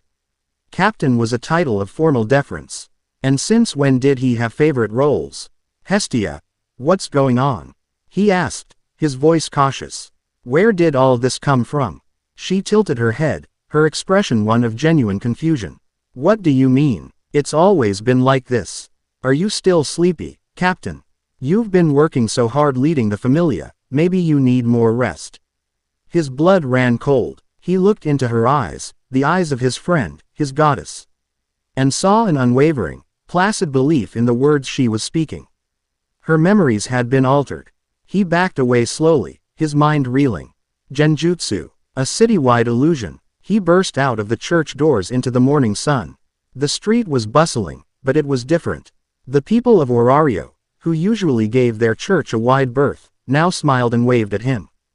"Good morning, Lord Naruto," a merchant called out, dipping his head respectfully. "An honor to see you, sir," an adventurer said, giving him a crisp salute. They all looked at him with adoration, with reverence. But it was a hollow, manufactured worship. Their eyes held the same placid, glassy quality as Hestia's. He was their hero, their beloved champion, the captain of the mighty Freya Familia. Realization hit him with the force of a physical blow. Freya, this was her doing. She hadn't just charmed a few people. She had charmed the entire city. She had reached into the minds of thousands, of gods and mortals alike, and rewritten reality itself. He was in a gilded cage. A world where everyone loved him, everyone adored him, but not for who he was. They loved the version of him that belonged to Freya. He sprinted through the streets, a knot of cold dread tightening in his gut. He had to find someone, anyone, who was unaffected. He ran towards the Loki Familia's headquarters, the Twilight Manor. The guards at the gate, who would normally be wary of him, simply bowed. "Welcome, Lord Naruto. Lady Ice is in the training courtyard." He burst into the courtyard to find Ice sparring with Tiona. But the moment Ice saw him, her face broke into a dazzling, adoring smile that was completely alien to her. "Naruto," she called out, her voice bright and cheerful. She dismissed Tiona with a wave and practically skipped over to him. "I was hoping you'd visit. Have you come to take me to the dungeon? I'd love to support you on your next expedition, my love." My love. The words were a dagger in his heart. He looked into her golden eyes, the eyes he had seen filled with trauma, with determination, with dawning affection, and saw only the same manufactured, placid devotion as everyone else. The genuine, hard-won connection they had forged in the deeps was gone, papered over by Freya's divine graffiti. "Ice," he said, his voice strained. "Don't you remember? The dungeon, the phantasm, Erebus." She giggled, a light, airy sound he'd never heard from her. "Silly. Of course I remember. You were so brave, protecting me from that nasty monster. Just as a captain should protect his subordinates. But that was weeks ago. Are you feeling all right?" She reached out and placed a hand on his forehead, her touch filled with a cloying, wifely concern. He jerked back as if burned. This wasn't her. This was a doll, a puppet dancing on Freya's strings. The sheer violation of it, the theft of her personality, of their bond, filled him with a rage so pure and cold it felt like ice in his veins. He turned and fled, leaving the smiling, confused doll Ice behind. He was utterly, completely alone, trapped in a world of smiling strangers who wore the faces of his friends. He ran, not to anywhere in particular, but just to escape the adoring, empty eyes. He ended up in the slums, the one place he thought might be immune, but even there, the destitute and the forgotten looked up at him with hope and reverence, calling him by the title Freya had assigned him. He finally collapsed in a dead-end alley, his back against a grimy wall, his head in his hands. He tried to access Sage Mode, to feel the natural energy of the world. But it was difficult. The air itself felt thick, saturated with Freya's overwhelming charm, a constant psychic pressure that clouded his senses. "This is a nightmare," he breathed. "That it is, boyo. A right proper one." Naruto's head snapped up. Standing at the entrance of the alley, blocking the light, was Gareth Landrock. The dwarf's expression was grim, his eyes tired, but they were clear. Behind him stood Rivria Lyo's Alf, her arms crossed, her face a mask of cold fury. And leaning against the opposite wall, a predatory scowl on his face, was Bet Loga. They were unaffected. You're okay? Naruto asked, a surge of profound relief washing over him. The captain, too, Bet grunted. Seems those of us with a strong enough will are thick enough. Skull can see through the goddess's little love song. Finn's been going spare, trying to figure out a way around this without starting a war with the entire city. Rivria stepped forward, her eyes scanning him. Freya's charm works by fulfilling a soul's desires and attaching them to her. She offers the weak purpose, the ambitious power, the lonely connection. But some of us, our wills are our own. And you, she looked at him with a new understanding, your soul is so complete, so self-contained, that her charm had nothing to latch onto. It couldn't offer you anything you didn't already have. So instead, she changed the world around you. She brainwashed them, Naruto snarled, getting to his feet. She stole them. She stole ice. Gareth said, his voice a low rumble. She did. The question is, what are we going to do about it? Finn's plan is to appeal to Oranos, to force a Donatus and have the other gods condemn her actions, Rivria explained. It is the correct political move. It is slow, and it may not work. Freya's influence is absolute. To hell with that, Naruto said, his voice dangerously quiet. I'm not waiting for a committee of gods to debate this. I'm going to get my friends back. I'm going to her. Bet let out a sharp, feral grin.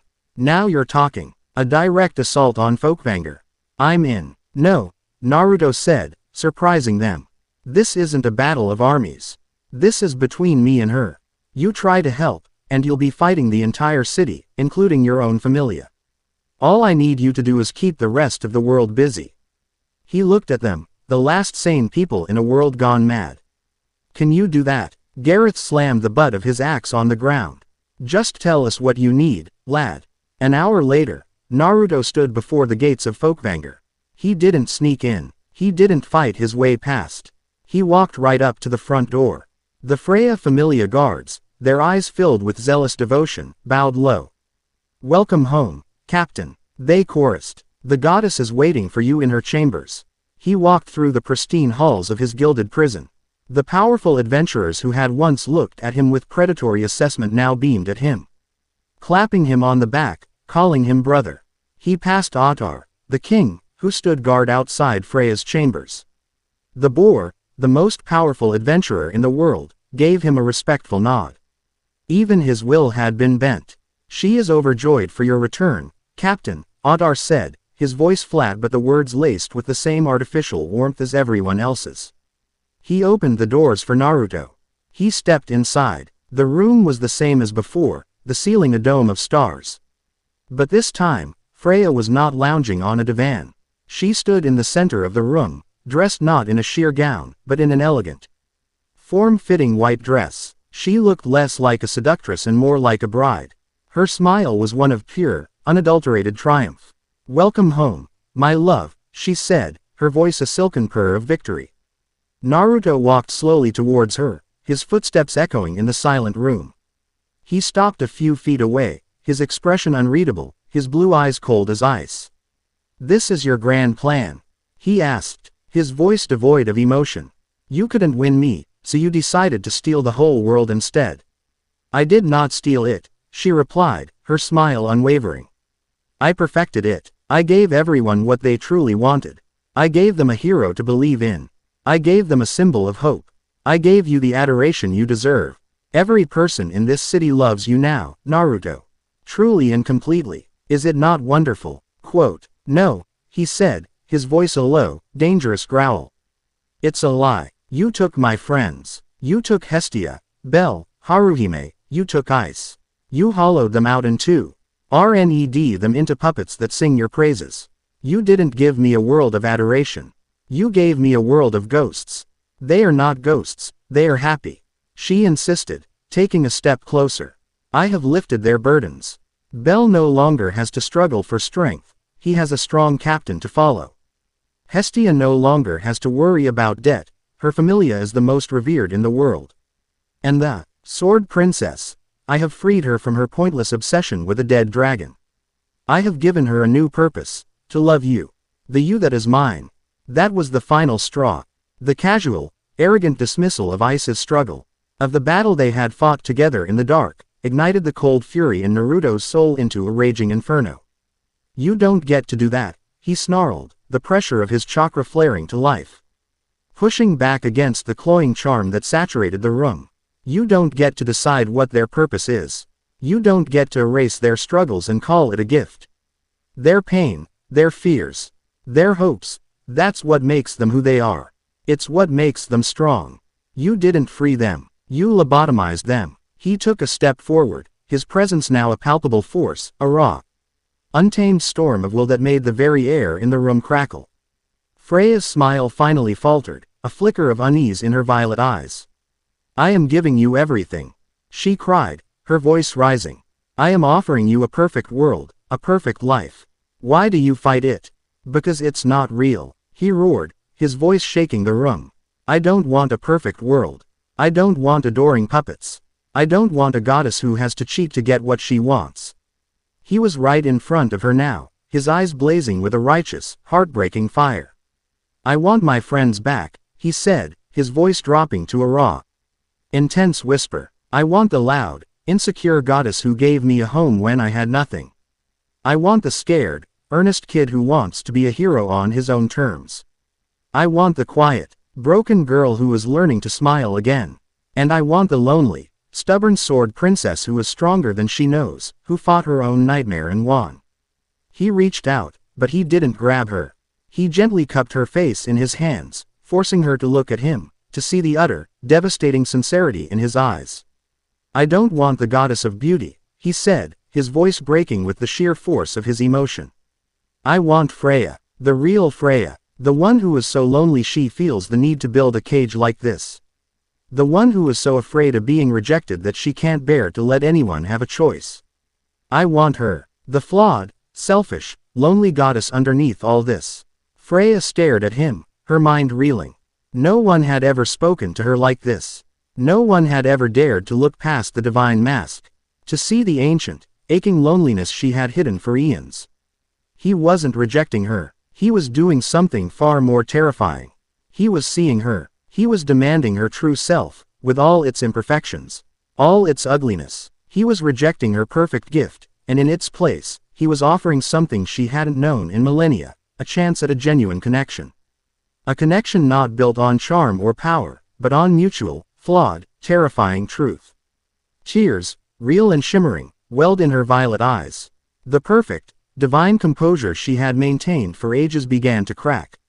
The sheer, terrifying vulnerability of what he was asking of her was a wound far deeper than any physical weapon could inflict.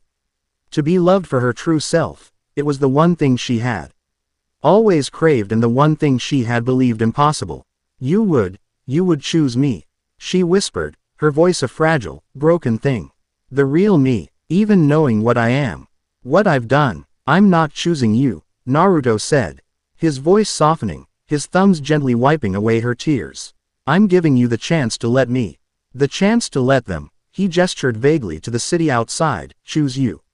Let them go, Freya. Stop hiding behind your power. Let them be who they are. Let me be who I am. And then, we'll see.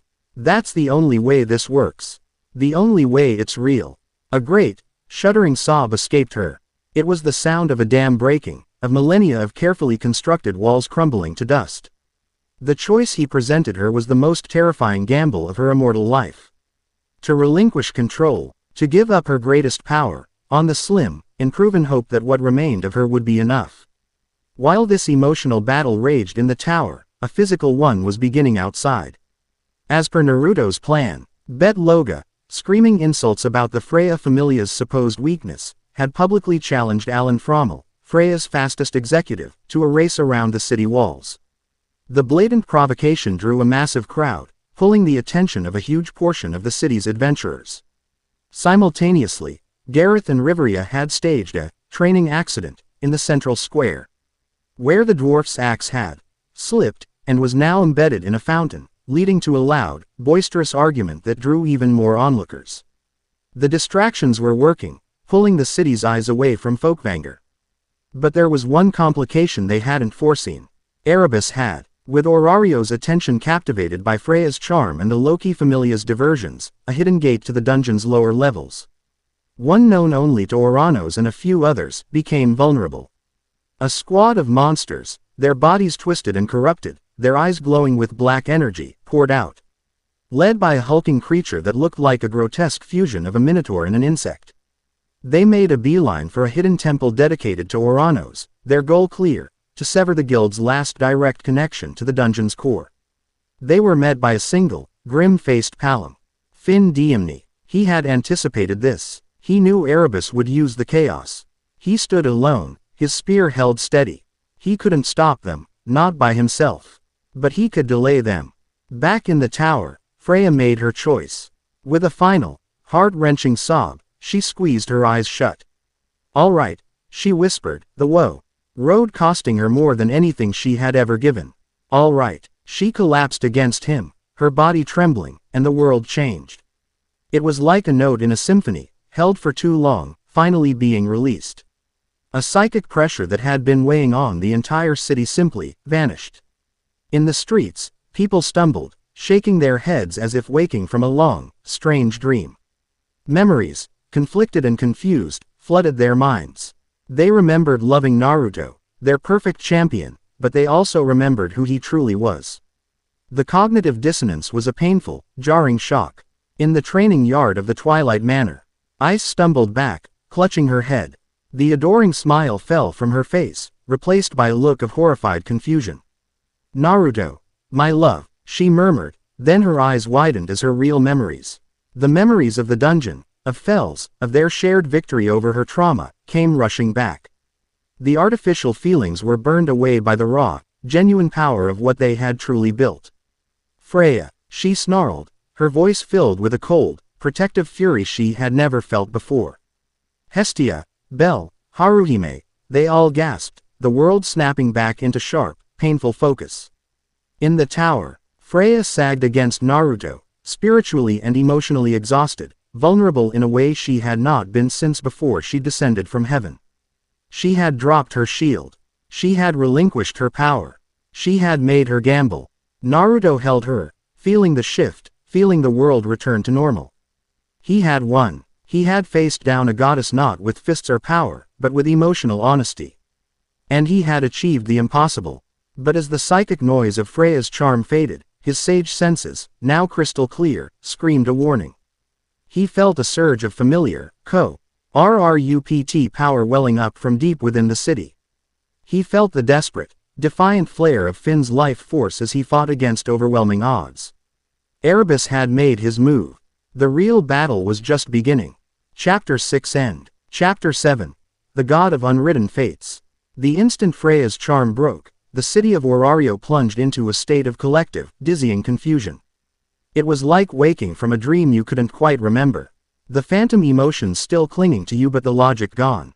People stumbled in the streets, clutching their heads, trying to reconcile two conflicting sets of memories. The adulation they'd felt for Captain Naruto, of the Freya Familia was still a fresh, potent echo, but their true memories, of the mysterious Golden Flash, the audacious hero of the Hestia family, were reasserting themselves with jarring force. In the Loki Familia's executive box, the tension snapped. Ice didn't say a word. Her face, which had been a mask of manufactured adoration moments before, was now a portrait of cold, protective fury. The violation, the theft of her feelings and the sacred bond she had forged with Naruto in the deeps, was an unforgivable sin. She vaulted over the railing without a second's hesitation. A golden-haired missile of righteous anger aimed directly at Folkvanger. Tiona and Tion, seeing the look on her face, were right behind her. But Naruto wasn't at Folkvanger anymore. The moment he felt the surge of corrupt power and the desperate flare of Finn's life force, he knew the game had changed. He gently disentangled himself from the emotionally shattered Freya, who could only watch him with wide, vulnerable eyes. "I have to go," he said, his voice urgent but not unkind. The real enemy just made a move. He didn't wait for a reply. He vanished from her chambers in a swirl of leaves. A shunshin that carried him out of the tower and across the rooftops of the city, a golden blur moving at impossible speeds. His sage senses were locked on to the battle. A beacon of darkness warring against a small, defiant light. He arrived at a forgotten, sunken plaza in one of Orario's older districts. The scene was grim. Finn Diemny stood his ground, his SMALL body a bastion against a tide of horrors. His fine clothes were torn, his face was bleeding from a dozen cuts, and his spear arm was trembling with exhaustion. But he did not yield. He was a master strategist, a brilliant commander. But he was also a warrior, and he was selling his life dearly to buy time. Before him was a nightmare. A dozen corrupted monsters, their forms twisted and warped, air bodies emitting the same sickly black aura as the creatures in the dungeon. Leading them was a hulking monstrosity, a grotesque fusion of an ogre and a scolopendra, its multiple, scythe-like limbs scything through the air. Its powerful blows cracking the ancient flagstones. It was this creature that had wounded Finn, its unnatural strength and speed overwhelming the Palam's masterful technique. The creature lunged, its primary claws aiming to disembowel the exhausted captain. Finn, his reactions slowed by fatigue, knew he couldn't dodge in time. He braced himself for the end. A golden flash intervened. Naruto appeared in a blur between Finn and the monster. He didn't use a Rasengan. He didn't use a clone. He simply caught the two massive, scythe-like claws in his bare hands, his chalk raw reinforced grip halting them inches from Finn's body. The impact sent a shockwave through the plaza, but Naruto didn't budge. He was an immovable rock. "You look like you could use a hand, Captain," Naruto said, not even looking at Finn. His eyes locked on the monster. Finn stared, breathless and shocked, at the back of the man who had just saved his life. The sheer, casual power was staggering. With a roar, Naruto tightened his grip. There was a sickening crack of chitin and bone as he shattered the monster's claws. Then, with a surge of raw strength, he lifted the multi-ton creature off He ground and slammed it into the far wall of the plaza, the impact reducing the ancient stone to dust. The other corrupted monsters, momentarily stunned, let out a collective, hissing shriek and charged. Naruto didn't even turn. He made a single hand sign. Kage Bunshin no Jutsu. In a series of puffs of smoke, a dozen clones appeared. "Take care of the small fry," he commanded, his voice ringing with authority. "The big one is mine."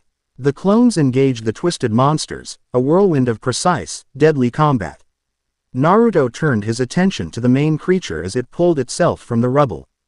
Its shattered claws already beginning to regenerate with a dark, unnatural energy. "So," Naruto said, cracking his knuckles. "You're one of Erebus's pets. Let's see what you've got." What followed was not a fight. It was a deconstruction. Naruto, his body still thrumming with the residual power of his emotional confrontation with Freya, moved with a lethal grace. He flowed around the monster's clumsy, powerful strikes. His fists and feet a blur. He didn't just hit it. He dismantled it. A palm strike to a leg joint shattered the limb. A knife hand chop severed a sinew. He was a surgeon, his operating table was the battlefield. Finn watched, utterly mesmerized. He had seen powerful adventurers. He had fought alongside Ottar. He had witnessed the might of the Loki Familia's strongest. But this was different. This wasn't just power. It was an absolute, terrifying mastery of combat. The monster, realizing it was outmatched, let out a desperate, gurgling roar. Its body began to swell, the black energy within it becoming unstable. It was trying to self-destruct, to take out Naruto and the entire plaza in a final, nihilistic explosion. "I don't think so," Naruto said grimly. He oved faster than Finn's eyes could track, appearing on the monster's back. He slammed his palm between its shoulder blades and yelled a single word. Fuin. A complex spiral of black ink, a sealing formula, spread from his palm across the monster's body in an instant. The swelling immediately stopped. The chaotic, dark energy was frozen, contained by the ancient, powerful script of the Uzumaki clan. The monster went rigid, then collapsed, lifeless, the light in its many eyes fading. The battle was over. Naruto stood over the sealed corpse, his breathing steady, as his clones efficiently finish off the last of the smaller creatures. Just as the last monster dissolved, a wave of arrivals flooded the plaza. Ice, Chiona, and Tion landed first, their weapons drawn, their eyes blazing. They followed moments later by Gareth and Riveria, who had abandoned their distraction. Then came Ottar, Alan Frommel, and the Gulliver brothers, dispatched by a newly resolved Freya. In the space of a minute, the plaza was filled with some of the most powerful adventurers in Orario, all of them staring at the scene of carnage, at the wounded Finn, and at Naruto, who stood calmly at the center of it all. Before any of the tense factional posturing could begin, a voice, cold and ancient, echoed through the plaza. It did not come from a single point, but from everywhere at once, a voice that resonated not in the ears, but in the mind. A magnificent display of defiance. The anomaly. The unwritten variable. You unravel my plans. You mend what should be broken. You inspire hope where there should be inevitability.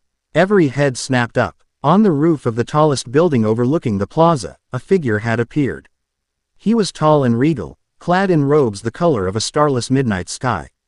His face was the one Fells had shown Naruto, handsome but utterly devoid of warmth, his eyes holding the chilling emptiness of the void. It was Erebus. He had finally shown himself. Erebus, Riveria breathed, her face paling. The sheer, oppressive weight of his divine presence was suffocating, a pressure that made even Ottar tense. I offered this world a correction, Erebus's mental voice continued, his gaze fixed solely on Naruto. A return to the proper order. Gods as gods, mortals as mortals. An end to this chaotic, unpredictable mingling. But you are the ultimate proof of this world's sickness. A mortal wielding power that rivals the divine, without our sanction, without our rules. You break a goddess's will not with power, but with sentiment. You are a cancer in the grand design. The only sickness here is you. Naruto shot back, his voice ringing with defiance as he met the god's empty gaze. You hide in the shadows, you twist and corrupt, you use people as pawns. You're not a god of fate. You're just a coward, afraid of a world you can't control. A flicker of something, annoyance, perhaps, crossed Erebus's face. For the first time, he spoke aloud, his voice a chilling, layered sound that seemed to scrape against reality itself. You speak of bravery, anomaly. Then I shall give you a chance to display it. I will no longer use pawns or proxies. I will demonstrate the futility of your struggle directly. I will unmake your precious city, and you, its newfound protector, will be the first to be erased. Erebus raised his hand. The sky above Orario, which had been a clear blue, began to darken as if a storm were gathering in an instant. But it was not clouds that were forming.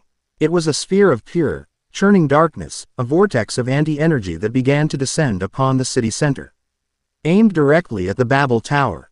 It was a spell of divine-level destruction, an attack that would not just level the tower, but wipe the central district of Orario from the face of the planet. He's going to destroy Babel. Finn shouted, his face white with horror. Panic began to set in among the assembled adventurers. This was beyond them. This was a god making war on their world. How could they possibly fight back?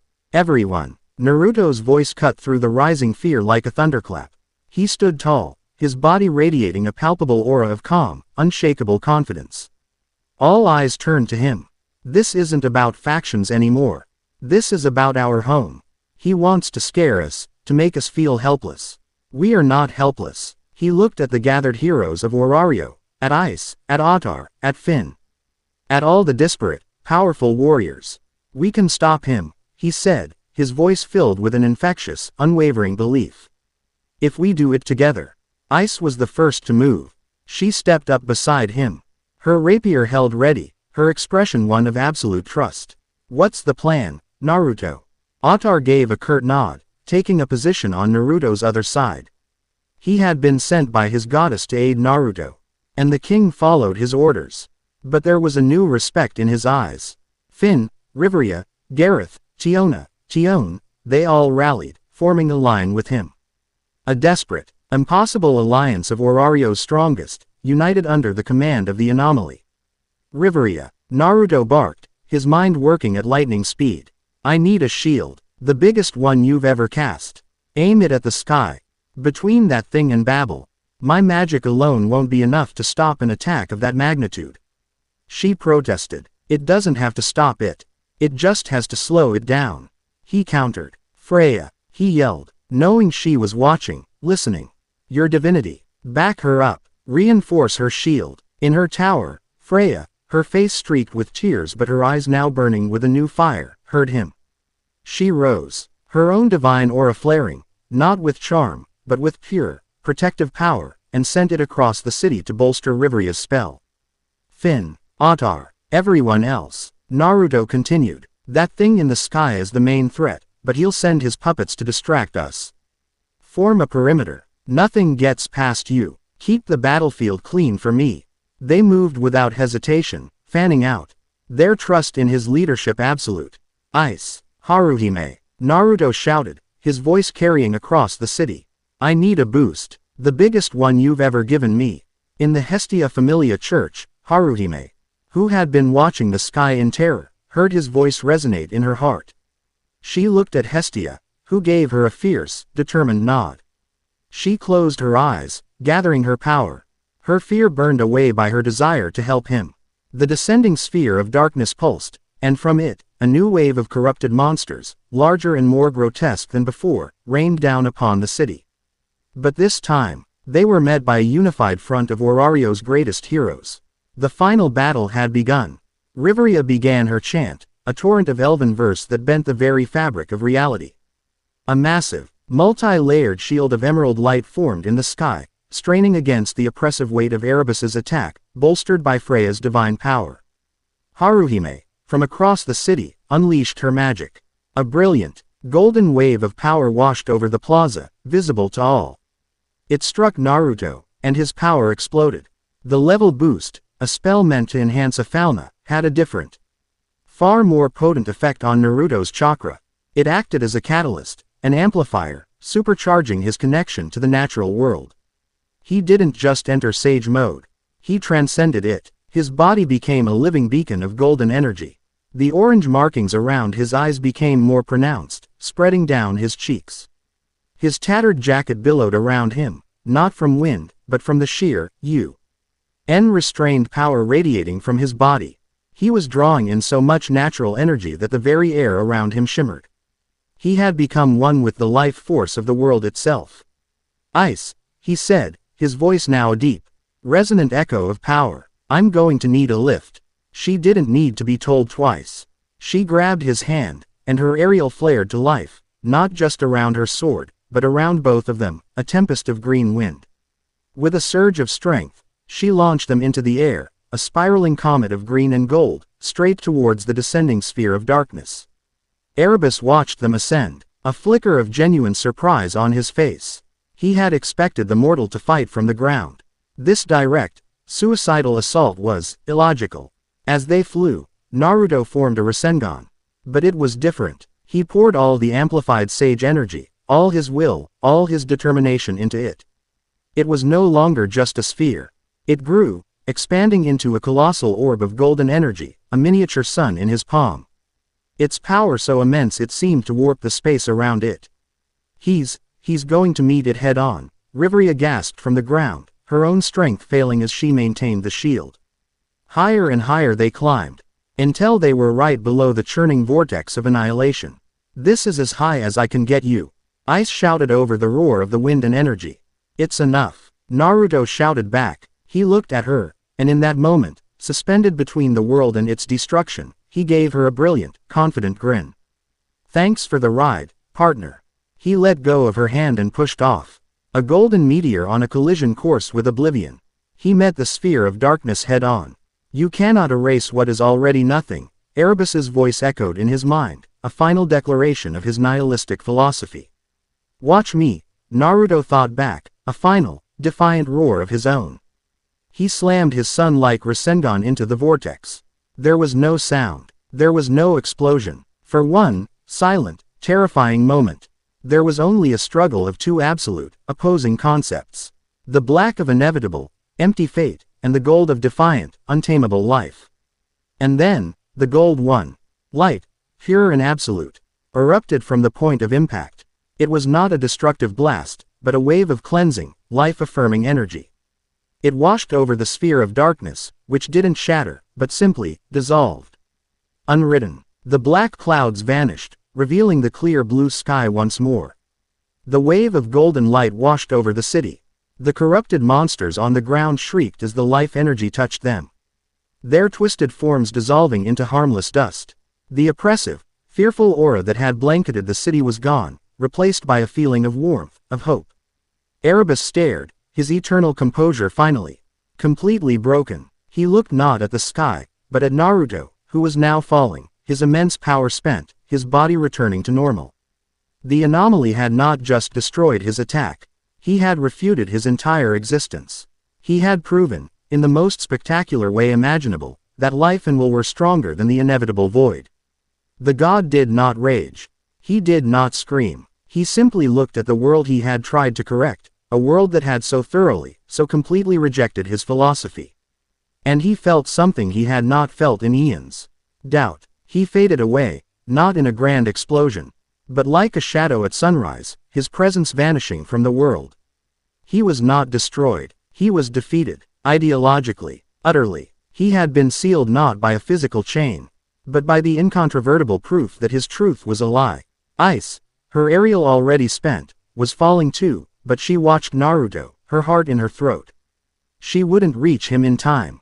But another figure did, a flash of silver and black.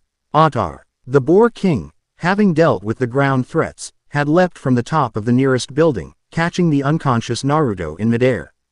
He landed with a ground-shaking thud, cradling his former rival gently. The war was over. The aftermath was quiet. The city was saved. The story that would be told was one of a mysterious, divine CK repelled by the united forces of Orario's greatest familias. The truth, known only to a select few, was that it had been won by the will of one man, and the friends who had chosen to believe in him. The story concludes not with a grand wedding or a declaration of a harem, but in a quiet, peaceful moment a week later.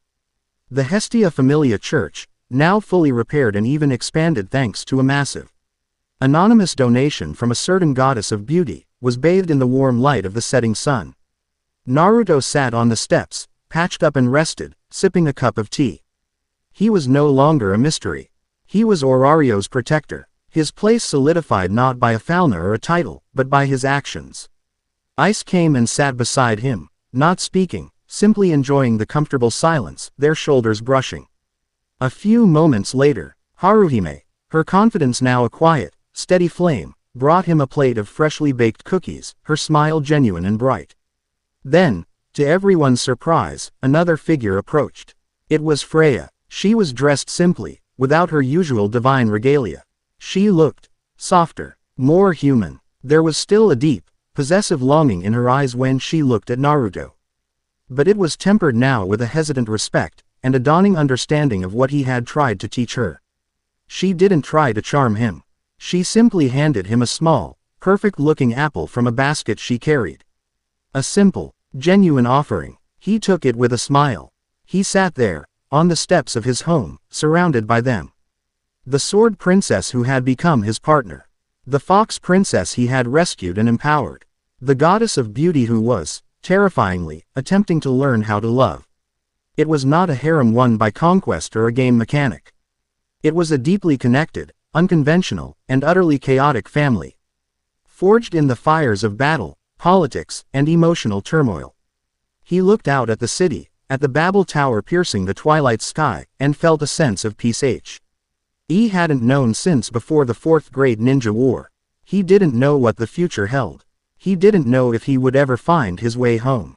But for the first time since arriving in this strange, new world, he knew he wasn't alone. And for now, that was more than enough. Chapter 7 End.